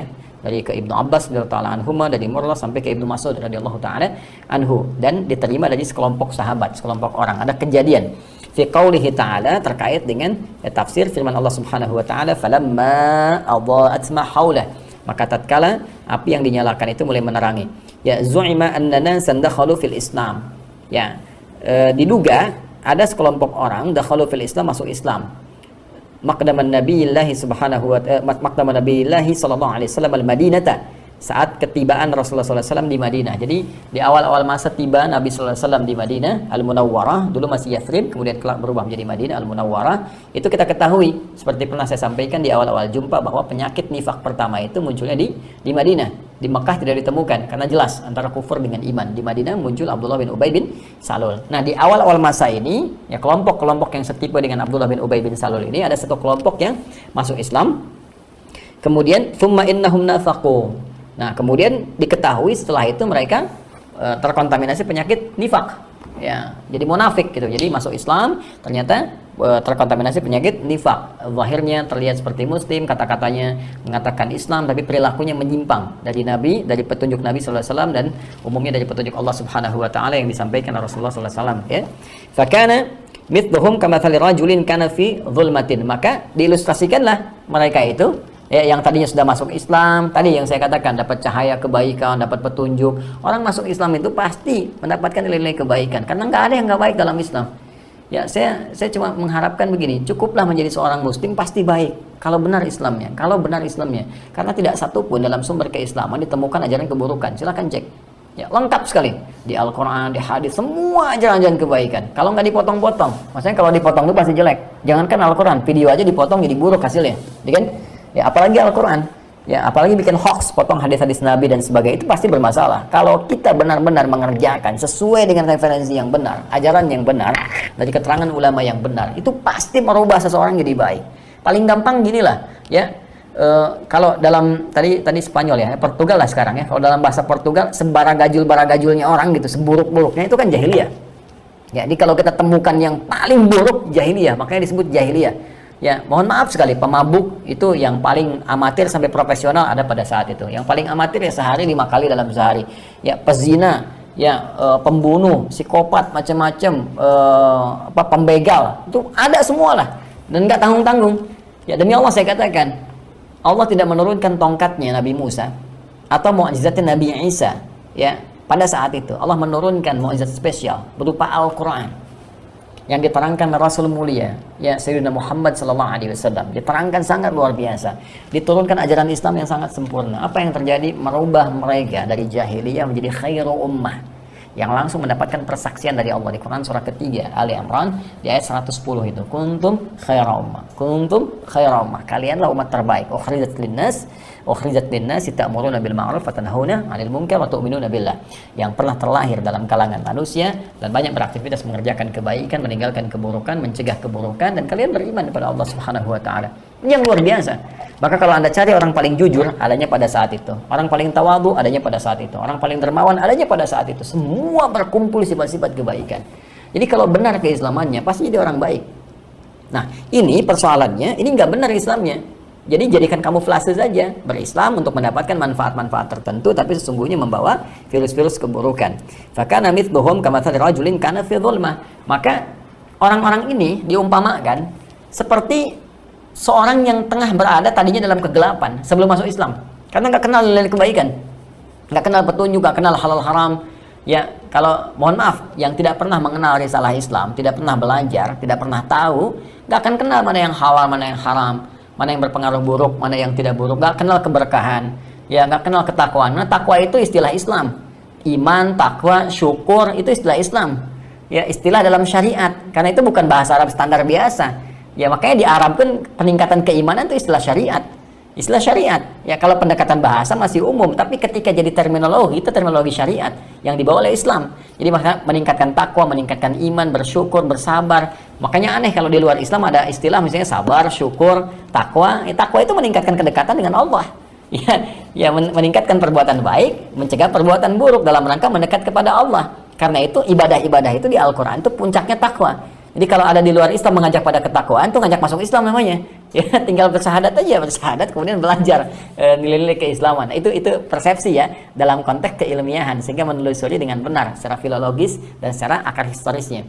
Nah, kembali kepada yang tadi, jadi orang-orang diilustrasikan orang-orang jahiliyah pada saat itu, kan, atau orang-orang yang belum kenal sama sekali dengan Islam, dia belum merasakan bagaimana nilai kebaikan. Ya, belum mendapatkan ajaran-ajaran tuntunan-tuntunan kebaikan. Ini dalam persepsi Islam ya. Dalam persepsi Islam.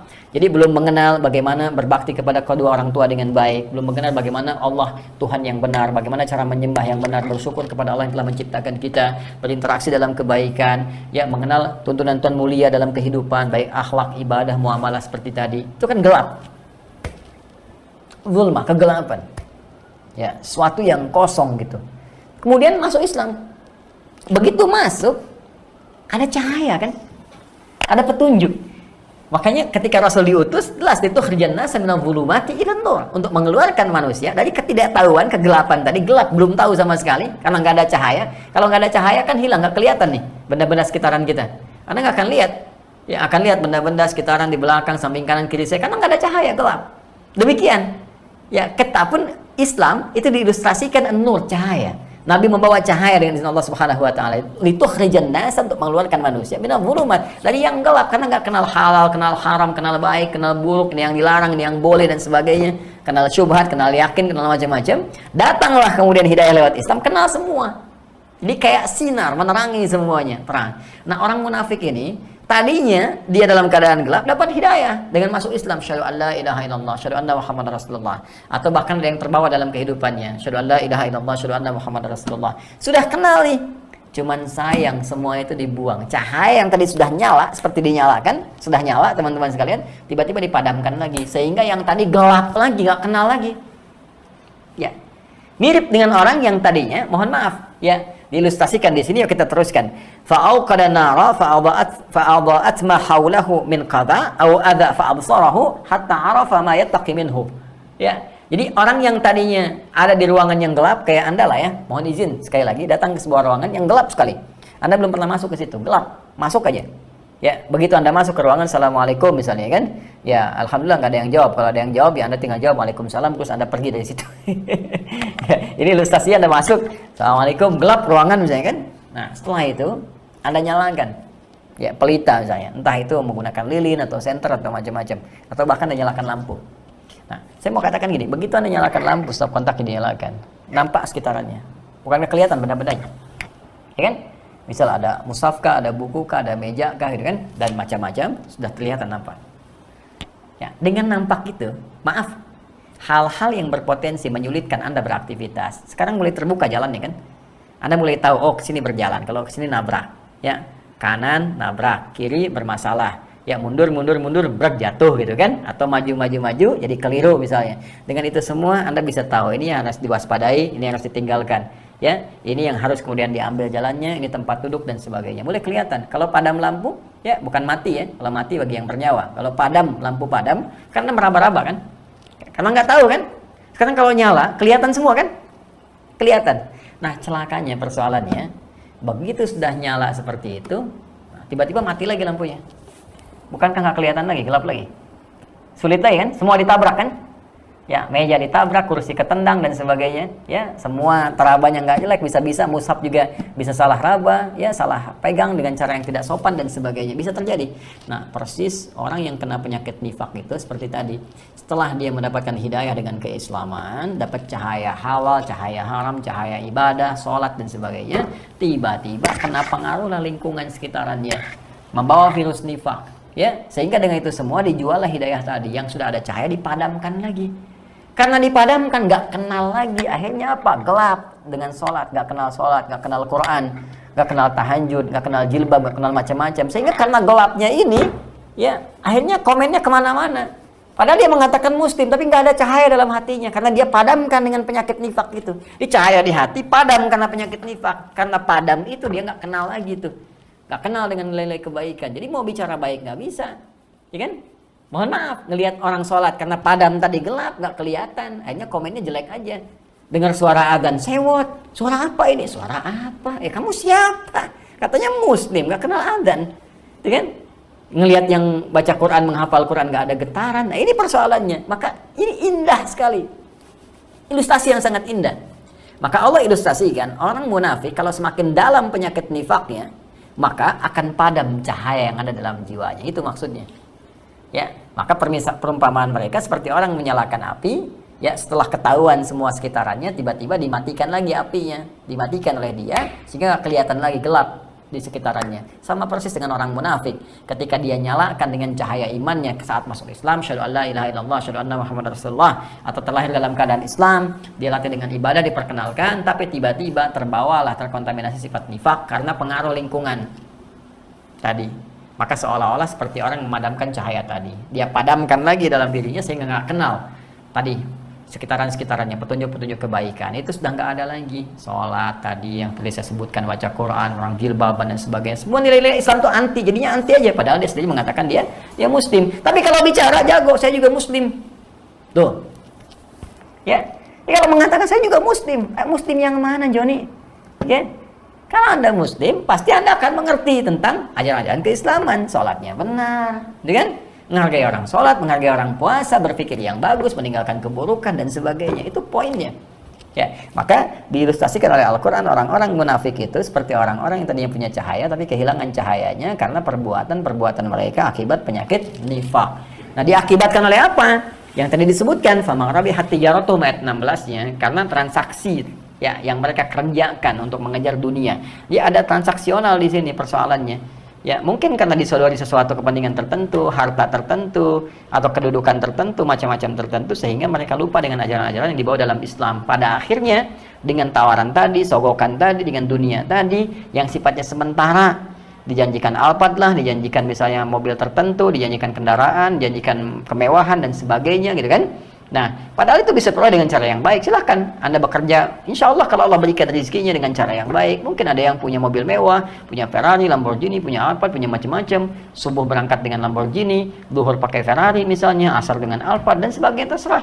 Ada dalam kebaikan, asal ditempuh dengan cara yang baik. Ini berbeda, dijanjikan satu hal tertentu, ya, disogok dengan itu, sehingga dia lupa dengan kebenaran. Ujung-ujungnya bahkan dia menyoal ajarannya sendiri. Jadi seperti orang yang dapat cahaya, tiba-tiba dia padamkan karena tawaran tadi. Belum diterima, sudah meninggal. Nggak dapat semua itu. Nah, inilah ilustrasi yang sangat indah. Jadi ada kalau terkontaminasinya dalam, kata Al-Quran, kalau semakin dalam kontaminasinya, maka perbuatan mereka bisa mematikan cahayanya. Dan ini pakai taukid, ba'nya taukid di sini. Ya, kalaupun kita gunakan sebabiyah, itu karena sebab manusianya sendiri. Jadi jangan diartikan kemudian Allah padamkan. Bukan, Allah tuh menerapkan hukum. Ya, kausalitas, sebab akibat di situ. Ya, Allah tuh hanya menetapkan, kemudian setelah Allah berikan petunjuk. Allah tahu apa yang dikerjakan oleh setiap hamba, dari sebelum dikerjakan, sedang dikerjakan, sampai akan dikerjakan. Tahu, dan saking rahmannya diberi petunjuk. Cuman hambanya aja yang ngeyel. Itu persoalannya. Ya, jadi kan Allah bikin aturan nih, siapa yang mengerjakan amal saleh diberikan kebaikan, siapa yang mengerjakan amal salah diberikan hukuman yang sebanding untuk mengembalikan mereka pada kebaikan, mencuci keburukan-keburukannya supaya baik lagi. Itu poinnya. Udah dikasih tahu, nih kalau kamu mencuri, ini konsekuensinya. Mencuri juga. Yang salah siapa? Ya, seperti saya ilustrasikan, kepala sekolah membuat sebuah hukum. Ya, walaysa kamitslihi syai', enggak ada yang sebanding perumpamaan dengan apa yang Allah sampaikan. Ya, saya hanya kasih ilustrasi sederhana saja. Kepala sekolah bikin hukum di sekolah. Siapa yang ngerokok dikeluarkan dari sekolah. Ya, jelas aturannya saat masuk, bahkan ditempel di setiap pintu sekolah, gerbang sekolah, semua ditempel, di papan tulis paling atas ditulis merokok dikeluarkan. Udah tahu seperti itu masih merokok juga. Ketika Anda merokok, sudah ada komitmen tadi, sudah tanda tangan, merokok, ya kepala sekolah harus menegakkan hukum. Maka di situ dia stempel tanda tangan Anda keluar. Yang mengeluarkan itu bukan kepala sekolah karena perbuatan Anda sendiri. Jadi saya kembalikan ke sini. Jadi ketika cahayanya mati, bukan Allah yang menetapkan. Ya, bagi Anda misalnya padam, bukan, perbuatan Anda sendiri. Allah menjalankan hukum yang telah Allah tetapkan. Itu poinnya. Ya, awas, bahasanya harus dipahami dengan baik ya, jangan dipotong-potong, nanti bisa keliru nih. Ya, jadi kalau belum paham ditanyakan, jangan menghukumi. Tiba-tiba bilang ada hidayat misalnya aliran aliran ABC, tidak. Ya, belajar dulu, tanyakan dulu supaya jelas. Ya, paham. Nah, jadi ini maksudnya. Jadi di sini pertama taukid, penguat dari Allah bahwa hukum akan ditegakkan dengan kuat seadil-adilnya. Kemudian berfungsi juga salah satunya nanti urutan ke sebelumnya bisa sababiyah. Maksudnya apa? Sebab cahayanya itu hilang karena perbuatan mereka ini. Ya, kalau mereka nggak berbuat begitu, cahaya akan mengalir pada jiwa mereka karena Allah nurun ala nur. Tapi karena Allah itu nurun ala nur, dan nur Allah nggak bisa masuk kepada pelaku maksiat, ya kan, kecuali mereka taubat, maka dengan itu mereka sendiri padamkan itu sehingga cahaya nggak masuk. Gitu. Jelas ya? Nah, kalau saya ilustrasikan begini, saya punya senter, ya kan? Senter ini akan saya sorotkan misalnya ke satu wilayah Anda dengan catatan misalnya, dengan catatan nih, Anda misalnya membaca Bismillah, saya sorotkan. Nah, artinya kalau Anda nggak baca Bismillah, nggak saya sorotkan kan? Nah, nggak baca saja, nggak saya sorotin, apalagi kalau Anda mencela saya. Wah, di hidayat gini, bagaimana saya bisa sorot? Ya, sekarang orang munafik, nur itu kan Allah itu, Allahu Akbar, nurun ala nur, Allah yang punya cahayanya, Allah yang punya nurnya, Allah yang menyinari. Sekarang orang munafik menjelek-jelekan Allah, menjelek-jelekan ajaran Allah, menjelek-jelekan petunjuk Allah. Ya bagaimana nur bisa diberikan? Ya wajar kemudian Allah nggak nyampaikan cahaya itu karena perbuatannya. Makanya di sini menggunakan ba untuk taukid sekaligus menunjukkan sebab. Ya watarakahum fi dhulumati la yubsirun, dan kalau mereka nggak taubat karena semakin terakumulasi banyak sifat nifaknya ini, akhirnya larut dalam keburukan, nggak menatap lagi petunjuk-petunjuk. La yubsir itu tidak menatap dengan tajam, nggak ngerti lagi nih ajaran agama, nggak paham, sholat nggak ada getaran dan sebagainya, sehingga malas-malasan. Sholat sekedarnya saja malas-malas, ya senangnya pesta-pesta, kumpul-kumpul, ya makan minum-minum dan sebagainya, sudah mulai dilanggar. Ya kalau sedang berbuat maksiat ya jelaslah bahkan anti kepada ibadah. Kan? Nah, akhirnya apa yang terjadi? Summum bukmun umyu fahum la yubsirun. Mereka itu ya sudah ya tuli, bisu dan buta. Ya, bukan dalam pengertian fisikal, mereka mendengar. Tapi tulinya kepada kebaikan. Jadi nggak bisa dengar lagi nasihat-nasihat. Nggak bisa. Ya, kemudian apalagi bisu? Ya, bisu di sini bukan nggak bisa bicara, tapi sulit menyuarakan kebenaran, kebaikan.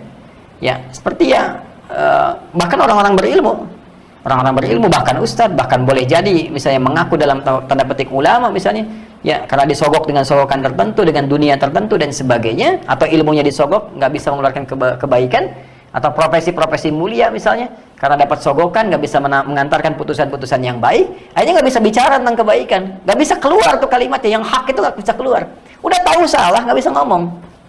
Ya, udah tahu nggak benar, nggak bisa betulkan, jadi terkunci, bisu, nggak bisa bicara, ya, nggak bisa kembali. Bahkan yang paling fatal itu untuk menyebutkan ayat-ayat Allah sulit. Ya, saya pernah berada di Tripoli, itu ada tokoh besar lah di dunia, apa namanya? Ada salah seorang namanya Jamal Al-Banna, itu diagungkan oleh orang-orang liberal itu dulu ya, waktu masa awal-awal rame lah orang liberal itu. Saya di Tripoli waktu itu. Ada satu momen ya diskusi kami sebelum diangkat jadi Amir Khutbah, jadi kita diberikan kewenangan untuk menentukan siapa yang khatib di lingkaran dakwah Islamiyah, kemudian kadang suka ikut momen-momen gitu ya. Nah adalah beliau itu, nah, beliau itu adiknya Hasan Al-Banna, ya bapaknya ahli hadis dan asalnya baik bagus semua, cuma ada satu kondisi kemudian tiba-tiba hilang, ada di Inggris pada saat itu, begitu kembali dan sebagainya membawa paham yang nggak jelas, ya, paham apa namanya pluralisme agama dan paham liberal lah secara singkatnya seperti itu. Itu teman-teman sekalian apa yang terjadi? Jadi dari yang tadinya keislamannya cukup baik dan sebagainya, kemudian di brainwash, dia berubah jadi konslet tuh. Ya kadang-kadang saya bingung juga sih. Ya termasuk generasi-generasi kekinian lah, harus berpikir yang realistis ya. Kalau mau belajar Islam, ya ke sumber-sumber Islam. Berangkatlah ke Al-Azhar, berangkat ke Madinah, berangkat ke Ummul Qura, ya berangkat kuliah dakwah Islamnya ke Zaituna, ya ke Khartoum misalnya, itu adalah tempatnya. Nah, ini berangkat ke tempat orang yang nggak sholat. Ya bagaimana belajar Islam misalnya ke negeri-negeri yang nggak pernah sholat, atau di kampus-kampus yang memang bukan Islam, ya gimana bisa mendapatkan keislaman? Anda belajar teori sholat dari orang yang nggak pernah sholat, ya konslet pada ujungnya, ya kan nggak nyambung gitu. Ya ini ya saya nggak harus sebut negara, tapi Anda paham lah masa belajar Islam ke tempat-tempat demikian dan orang-orangnya juga sebagian malah anti Islam, ini jadi persoalan. Nah jadi tadi terjadi seperti itu sampai saat kami dialog itu, Allahu Akbar, Allah tampakkan lewat lisannya, itu baca Qul Huwallah kebalik-balik sampai orang-orang pada bingung. Ya, ada yang istighfar, ada yang macam-macam dan sebagainya, nggak selesai, nggak tuntas. Ya sampai kemudian dalam satu sesi fitrahnya muncul, kita dalam dialog terbatas, ya, dia fitrahnya muncul. Dia katakan kalau hati-hati, ya selalu konsisten dalam kebaikan, karena kalau sudah masuk pada lingkaran yang tidak baik sulit untuk keluar. Itu paling saya ingat itu, yang paling saya ingat. Jadi kalau sudah masuk dalam lingkaran-lingkaran seperti itu sangat sulit untuk keluar. Jadi dari situ teman-teman sekalian jangan masuk ke dalam ranah-ranah maksiat. Karena kalau sudah masuk, apalagi terpedaya dengan dunia-dunia seperti tadi, sangat sulit. Sangat sulit. Ya, kecuali kalau kita memang menguatkan diri, bertekad untuk kembali memperbaiki diri, maka Allah akan memberikan jalan. Nah, apa yang terjadi? Maka di sini summum bukmun umyun fahum la yarji'un. Bahasa Al-Qur'annya begitu. Fahum la yarji'un. Mereka sulit untuk kembali. Balik laginya susah. Ya, memperbaiki itu butuh motivasi yang lebih, butuh dorongan dari pihak-pihak yang lain. Karena itu ini sifat nifak ini kita harus berlindung kepada Allah. Allahumma inna na'udzubika minan nifaq. Ya Allah, kami berlindung kepadamu dari penyakit nifak karena bahaya sekali. Apalagi kalau sudah di ayat yang ke-18 ini. Ya, ini yang paling luar biasa. Dia udah terakumulasi kuat ya sampai menjadi anti gitu pada nilai-nilai keislaman walaupun dirinya mengaku Islam. Jadi tapi tolong ya jangan dipotong-potong video-video saya terus disambung-sambungkan dengan situasi-situasi terkini atau apa, belum tentu juga sama. Saya ingin katakan bahwa ini ciri-ciri umum bisa menimpa siapa saja bahkan diri kita sendiri, dan ini ta'lim umum, ajakan untuk kembali. Kalau tidak ada, syukuri, pertahankan kebaikan. Kalau ada, kita taubat kembali pada Allah Subhanahu wa taala. Sebab ini ada channel-channel tertentu ini yang bukan cuma motong-motong ya, tapi mengkhususkan kajian-kajian saya untuk dipotong, dikasih kemudian judul-judul yang provokatif sifatnya gitu kan. Padahal sebagian sudah kami ingatkan tuh, ada channel-channel tertentu yang suka motong-motong. Nanti saya akan tanyakan staff saya apa listnya, nanti kita bukakan kan. Bahkan ada yang di Instagram itu saya lihat ada pengikutnya 1,7 juta itu bukan dari saya itu. Ada apa, kajian Ustaz Al-Hidayat ya, kajian Ustaz Al-Hidayat itu logonya bahkan pakai Waha Corner. Saya lihat tuh ada yang jualan, ada yang info kegiatan ini itu, dan sebagian menduga itu dari kami, tidak ya. Yang kami ada officialnya. Ya, hati-hati teman-teman sekalian, ada centang birunya, selalu tanyakan kepada admin kalau ada di luar yang kami, jangan pernah tergerak untuk mengikuti tawaran apapun di situ, dan saya tidak bertanggung jawab dengan itu semua.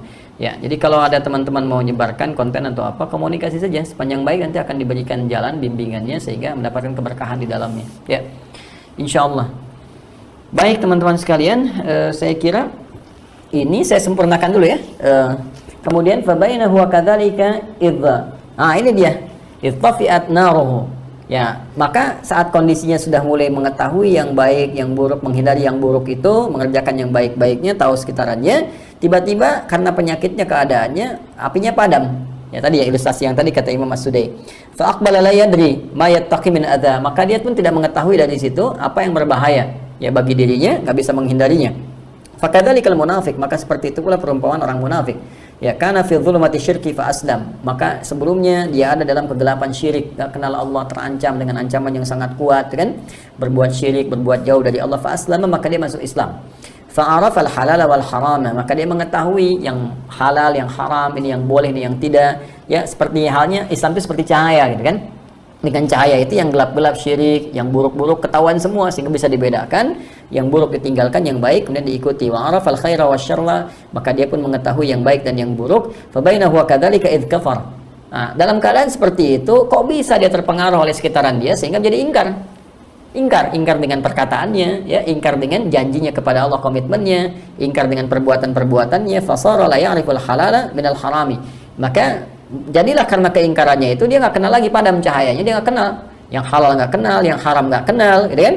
Kemudian walal khaira minasyarri, dan tidak juga mengenal yang baik dari yang buruk. Artinya apa?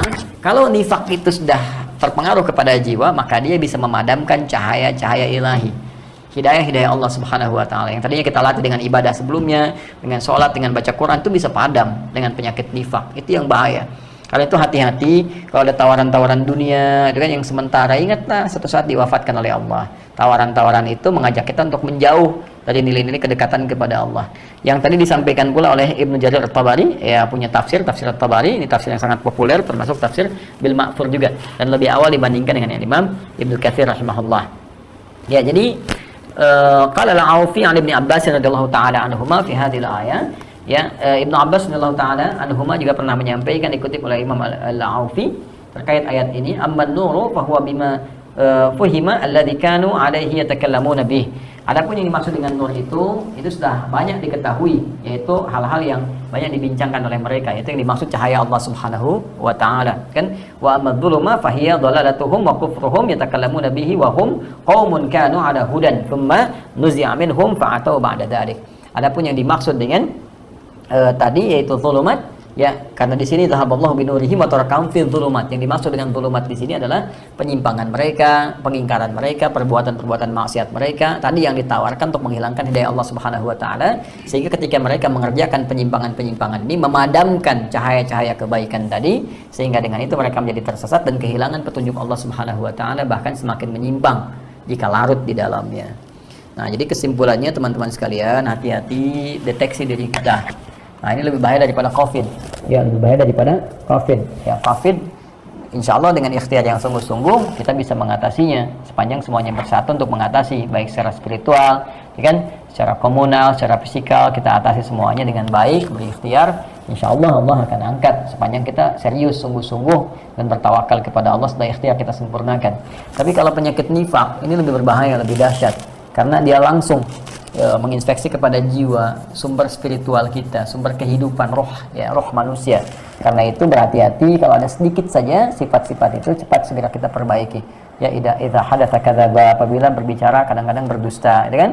Nah, kemudian wa idza wa'ada akhlafa, kalau berjanji dia mengingkari, ya. Kau yang berjanji, kau yang mengingkari. Itu hati-hati. Kalau ada sifat seperti itu, mesti hati-hati, karena itu jalan-jalan yang dibuka oleh setan untuk mendekatkan kita pada sifat nifak. Ya, kemudian wa idza tu'mina khana, apabila kemudian dipercaya dia berkhianat. Nah, itu hati-hati juga. Dalam konteks-konteks ini segera kita rinci lagi, Allah amanahkan apa kepada kita nih, ya. Misalnya amanahnya sebagai seorang anak, sebagai seorang suami, sebagai seorang istri, kan, atau punya kedudukan atau punya ilmu, maka arahkan kepada apa yang kita kira-kira dapatkan dari Allah Subhanahu wa taala di balik semua titipan itu. Saya kira demikian sampai di ayat ke-18 kita telah dapati keterangan yang kita raih dari pemaparan para ulama, dan itu kesimpulannya demikian. Biasanya ada beberapa juga referensi yang saya bacakan, insya Allah semua sudah terangkum di dalamnya. Jadi kalau nanti butuh untuk kitabnya kita kenalkan, nanti insya Allah dalam beberapa waktu kita tunjukkan ini kitabnya. Misalnya ini Tafsir Al-Kabir atau Mafatihul Ghaibnya Ar-Razi, ini kan, ini Ruhul Ma'aniyah Al-Alusi, ini Tafsir Wasitnya misalnya Syekh Muhammad Sayyid Tantawi, ini Tahrir wa Tanwirnya Ibnu Asyur misalnya, atau Tafsir Al-Maraghi dan sebagainya. Nanti kita tunjukkan, dan kesimpulannya sesungguhnya apa yang saya terangkan setidaknya mengambil dari referensi-referensi yang tadi disebutkan atau beberapa kitab-kitab yang lain sebagai tambahan. Nah, teman-teman sekalian, itu yang kita pelajari. Izin menyampaikan informasi. Yang pertama, seperti biasa, alhamdulillah bersyukur pada Allah Subhanahu wa taala bahwa di satu STUH program Sekolah Terbuka Usahakan Al-Qur'an Hafal. Ya, alhamdulillah saya dapat laporan tadi bahwa kuota untuk 10.000 itu telah terpenuhi. Ya, 10.000 orang. Namun demikian saya juga dapat laporan antriannya itu semakin bertambah, gitu kan. Ada yang sudah antri kurang lebih ada 1.000 lagi, bahkan melebihi itu. Sehingga tadi saya instruksikan kepada admin, nggak apa-apa, diterima aja, dibuka aja, kita siapkan, karena untuk menghadirkan niat itu tidak mudah. Ya, menumbuhkan keinginan itu tidak mudah, karena itu insya Allah nggak apa-apa, kami akan fasilitasi teman-teman yang masih mendaftar, masih ingin bergabung, nanti insya Allah akan didata oleh admin kita. Dan insya Allah juga kami siapkan untuk paket, ya 1.000 lagi kita siapkan. Tidak ada masalah teman-teman sekalian, kita insya Allah akan gratiskan. Dan kami sampaikan terima kasih teman-teman yang telah berkontribusi membantu untuk penyediaan paket untuk STUH ini. Dan insya Allah dari ini semua tidak kami jual, ya, yang ini kami berikan secara gratis. Anda tidak hanya tinggal ongkos kirimnya saja. Dan insya Allah tersisa sedikit saja. Jadi kalau Anda nanti mau membantu untuk kekurangan di pengadaan ini, insya Allah kita buka. Barangkali sepekan ini mudah-mudahan terpenuhi. Setelah itu ini bagian terakhir, ya, kita akan membuka untuk itu. Jadi kalau sudah terpenuhi untuk satu paket 1.000, kita akan tutup. Nanti kita akan beranjak kepada penguatan. Jadi kalau sudah ke penguatan itu arahnya sudah ke peningkatan level, artinya akan dipantau dengan sangat serius. Jadi teman-teman yang sudah bergabung itu insya Allah akan dipantau dengan serius, ya. Jadi teman-teman tetap semangat untuk setoran, untuk bacaan itu nanti ada admin yang memantau. Saya melihat datanya, barusan juga sore saya lihat lagi datanya, statistiknya, penguatannya. Semangat, karena saya pun insya Allah bersama Anda, gitu ya, bukan hanya mendoakan tapi kita juga mengontrol dan seterusnya. Nah, nanti kalau sudah itu berjalan, sudah stabil, nah, insya Allah nanti ada penguatan tambahan di keislaman. Jadi nanti kita juga akan buka fasilitas buat teman-teman untuk penguatan keislaman itu, untuk mencetak nanti kurikulum dari buku-buku dari macam-macam kita kuatkan di situ. Nah, informasi bagi peserta STUH insya Allah besok malam, ya, di Jumat malam Sabtu, besok artinya besok Jumat malam Sabtu insya Allah Zoom dengan saya, ya, dengan saya Zoom, kita ketemu kembali Dan di situ kita akan maksimalkan untuk diskusi ya, di beberapa soal kemarin yang disampaikan, insyaallah nanti kita tanya jawab. Waktunya setelah Isya seperti biasa, tapi akan dibuka ba'da maghrib untuk pemberian informasi, dan boleh jadi mungkin akan dimulai juga. Jadi nanti Anda tetap standby dan tolong segera komunikasikan dengan admin sehingga nanti bisa diatur antriannya. Ya, dulu kita pasang Zoom 5.000 untuk kuota 5.000, tapi ternyata efektivitasnya kurang. Jadi kita jadikan 1.000. Ya, dari 1.000 kemudian supaya bisa bergantian di situ ya. Jadi nanti silahkan teman-teman daftar, yang sudah daftar nanti tinggal bergantian pada kuota-kuota berikutnya. Ya, terus saya juga saran bagi teman-teman yang ingin bergabung, silahkan masih terbuka asal diniatkan dengan baik. Ya, kalau untuk mengganggu, sayang nggak ada faedahnya. Ya, nggak akan berpengaruh bagi saya. Banyak yang mencoba, ada beberapa lah ya yang mencoba untuk mengganggu, termasuk siaran kita di YouTube ini. Kadang-kadang diganggu, di jam, ada yang kemudian subscribernya ditahan supaya nggak naik. Saya nggak peduli dengan itu semua, karena saya berdakwah bukan untuk nyari itu semua ya. Kita supaya materi sampai dengan baik, kalau ada kurang kita koreksi. Jadi Anda nggak ada manfaatnya, tapi kalau memang ditugaskan ya nggak apa-apalah, minimal Anda bisa mendapatkan bagian pelajaran dari ini. Ya, kemarin Zoom kita juga seperti itu, ada yang ganggu tuh ya. Jadi di Zoomnya ada yang ganggu, jadi ketika berputar ada yang ditendang, kick keluar otomatis, bahkan adminnya aja ditendang dari situ gitu. Jadi kita senyum-senyum aja, ketawa-ketawa aja gitu ya. Ini ngapain, orang nggak ada kerjaan, toh nggak ada seperti itu pun terekam juga, jadi kita bagikan juga, jadi nggak ada faedahnya ya. Cuma lepas dari itu kita doakan saja, kita doakan. Itu mungkin ada yang bertugas atau hal tertentu ya, mudah-mudahan masih berita positifnya ikut taklim gitu. Positifnya mungkin dapat hidayah dari situ ya. Kita baik semua, kepada semua kita baik, kita doakan, dan arah kita ridha Allah Subhanahu wa taala. Itu poinnya. Nah, kemudian yang kedua teman-teman sekalian, untuk program PKU ya, pendidikan kadar ulama, insya Allah dalam sepekan ini akan ada informasinya. Mudah-mudahan pekan depan, karena ini kita hormati ya, kita hormati keadaan terkait dengan kondisi COVID, ada pengetatan tambahan, kita hormati itu semua. Kalau perlu kita juga, bukan kalau perlu, diperlukan dari kita semua untuk support mengondisikan supaya mencegah dari segala aspek ini. Saya juga sama, saya juga riset dan sebagainya, dan itu dipersembahkan untuk kepentingan pertama ibadah, kedua kemanusiaan, khususnya dalam konteks kehidupan berbangsa bernegara. Saya serahkan sepenuhnya hasil risetnya dan sebagainya sehingga bisa dipergunakan dengan baik ya. Kemudian teman-teman sekalian, nanti insya Allah setelah agak longgar kita umumkan yang PKU, nanti ada seleksi dan mudah-mudahan ada bermanfaat untuk menyiapkan kaderisasi untuk ke depan.